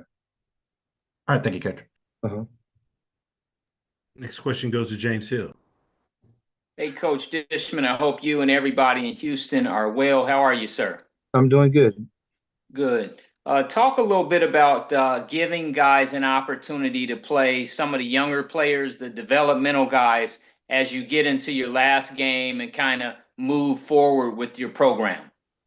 Well, we develop guys. I have a great coaching staff, first and foremost. So we develop guys during the week. We don't wait till the last game to try to develop guys. That's what they are developed during the week. So during a week of preparation, if any of those guys stick out and can play, they will play. If not, we got to go with what we have. Coach, Pine Bluff, the opportunity to go on the road and play that last game. What's the thought process going in? And just tell us what you see with regard to Pine Bluff on tape. Well, first of all, I thought it was going in to win the game. I heard it was very noisy down there. It was a tough place to play. Be my first time going down there, but we got to go and win the game. That's our first and foremost thought, is go and win the game. So by any means necessary, get the job done. You know, and I want all guys to do their job. There's no pressure. There's nothing like that. You know, but it's just everybody do their job. We should be able to come out victorious. You know, they have 2 good players on offense. They got some good players on defense too. It's not just those 2 players. Those 2 players just not make up their offense. Their line is very, very stout. So we have our work cut for us. We got our work cut out for us for sure. Thank you, sir. Mm-hmm. Currently taking questions for Coach Dishman with Texas Southern. All right, next question goes to Kyle Mosley. Hey, Coach, how are you? Mr. Mosley? Good, good. Hey, look, we're going into the postseason, and you spotlighted your seniors on Senior Day. Are any of those guys, have they received any invitations to like the Legacy Bowl or the East-West Shrine Bowl or Senior Bowl yet? Well, I think we have some that's going to be in those games. I'd rather not say it right now. I let them have that joy of saying it, because they would like to put it on the social media sites and stuff like that. So I don't want to steal their joy right now. Okay. Any of those young men that, I know you don't want to steal their joy, but any of those young men you can be able to give some kudos to right now? Well, all of them. Not just, I can't pick out one person in general. It's all of them. I think all 19 of them band together and decide, okay, we're the leaders of the group, and the young guys and everyone else have to follow us, and that's what they did. You know, we went through a tough stretch of losing two or three games in a row, and our team got closer. They didn't go apart. We got closer together. Thank you, Coach. Final questions for Coach. Coach, as always, we appreciate your time. Look forward to speaking to you again next week. All right. Thank you, guys. Have a great one. Thank you. All right. We now get set to wrap up our media session with our final coach of the day. And first and foremost, Coach Taylor, congratulations on claiming the SWAC Eastern Division. Thank you. I appreciate that. Yes, sir. And always, we appreciate you take some time out of your schedule to join us. Coach, if you could start us out with an opening statement, recapping your team's most recent outing at Alabama State. Yeah, I think it's like you said, you know, it was a great win for Jackson State and our program, our fans, to go down to Montgomery and, you know, find a way to get the victory against a really good football team. You know, it was a great football game, back and forth deal, low scoring game. Defenses on both sides led the way. But in the end, we were able to generate a couple of explosive plays out there and find a way to win the football game. So feeling really good where we are as a program right now to be East Division champs, but we still got a lot of football, a lot of football still to play. So we're getting geared up to go down here to Lorman this weekend, you know, a big rivalry for us, the Soul Bowl. You know, so we'll start preparing for Alcorn this week in this last game of the season. Appreciate those comments, Coach. First question goes to Keisha Kelly. Hey, Coach.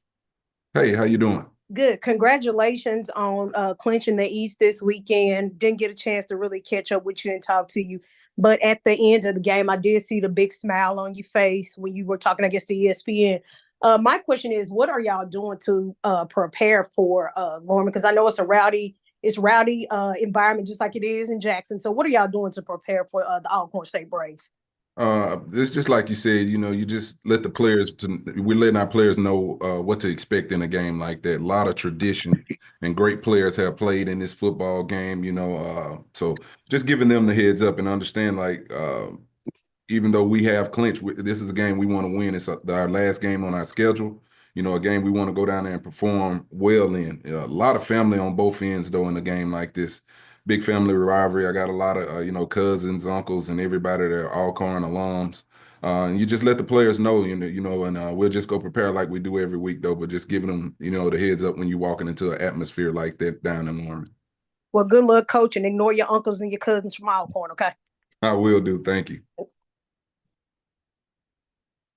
Next question goes to Doc Holliday. What's going on, Coach? How you doing today? Congratulations. I appreciate it, Doc. How you doing? I'm doing good. I got some names for you. Okay. Robert Hill, James Carson, Robert Hughes, yourself.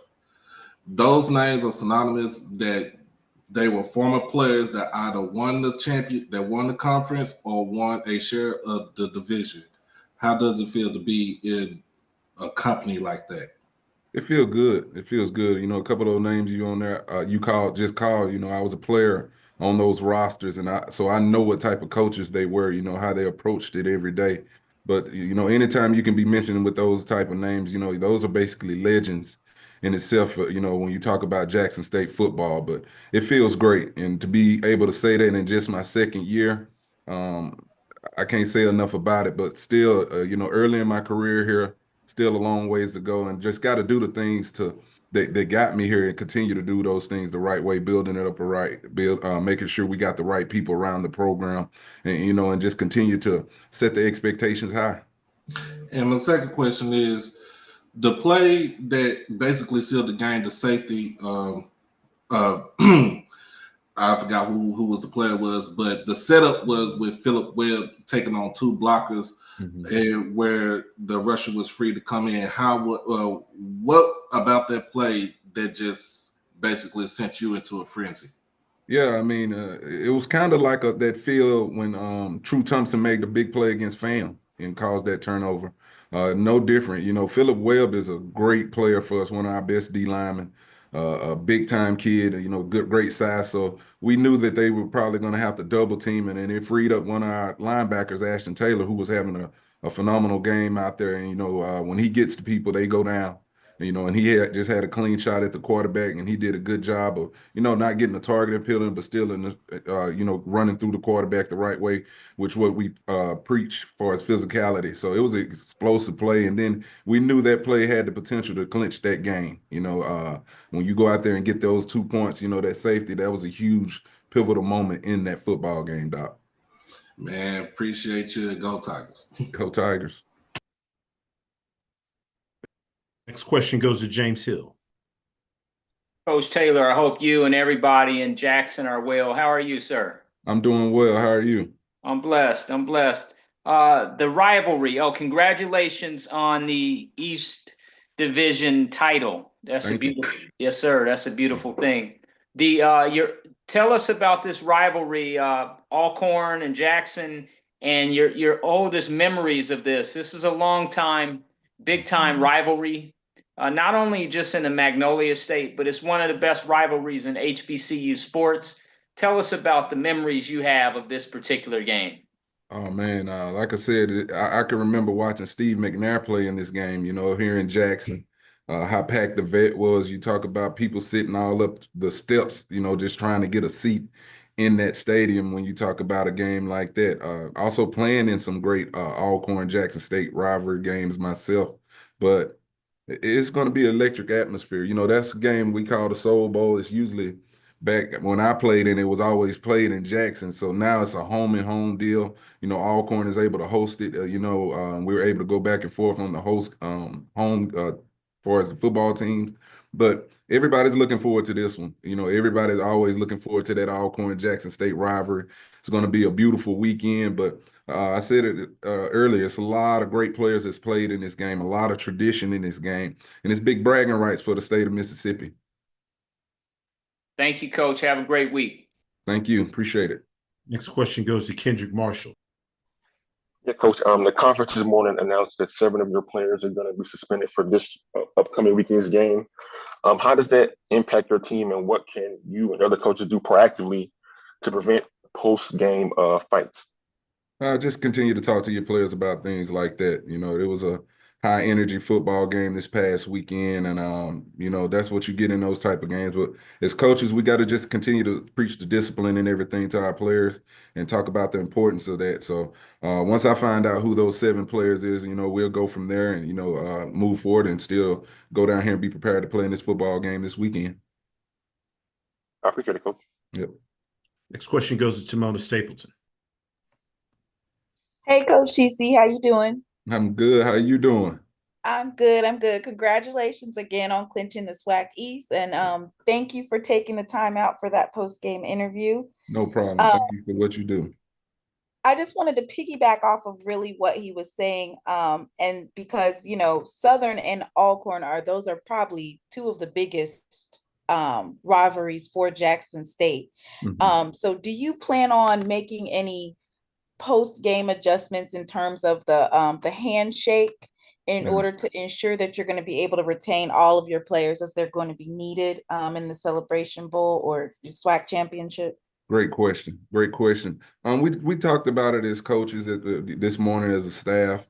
We'll continue to talk about it going into this weekend. But it's our responsibility as a players. You talk about and the coaches as well. Talk about sportsmanship. Between players and coaches. And I don't think it should be something where you just basically outlawing handshaking at the end of the game. We just got to be good as a conference, be great as a conference, and understand the sportsmanship side of this. It's friends and family playing against each other, one another all week, former teammates and everything. So I don't want it to be a deal where we're saying we just can't, or we're not allowed, or we can't even get to the point where we can, come across and greet on one another, even though, who won or lost the football game. So we did discuss it, but I want to be able to go across and, whatever team wins, the best team that wins, be able to shake the hands and, congratulate in the end. All right. Thank you, Coach, and you good luck. All right. Thank you. Appreciate it. Currently taking questions for Coach Taylor with Jackson State. Final questions? Coach, as always, we appreciate your time. Look forward to speaking to you again next week. All right. Thank you, guys. Appreciate y'all. Appreciate it. This concludes our SWAC Football Head Coaches Media Session for Monday, November the 18th. And just a reminder,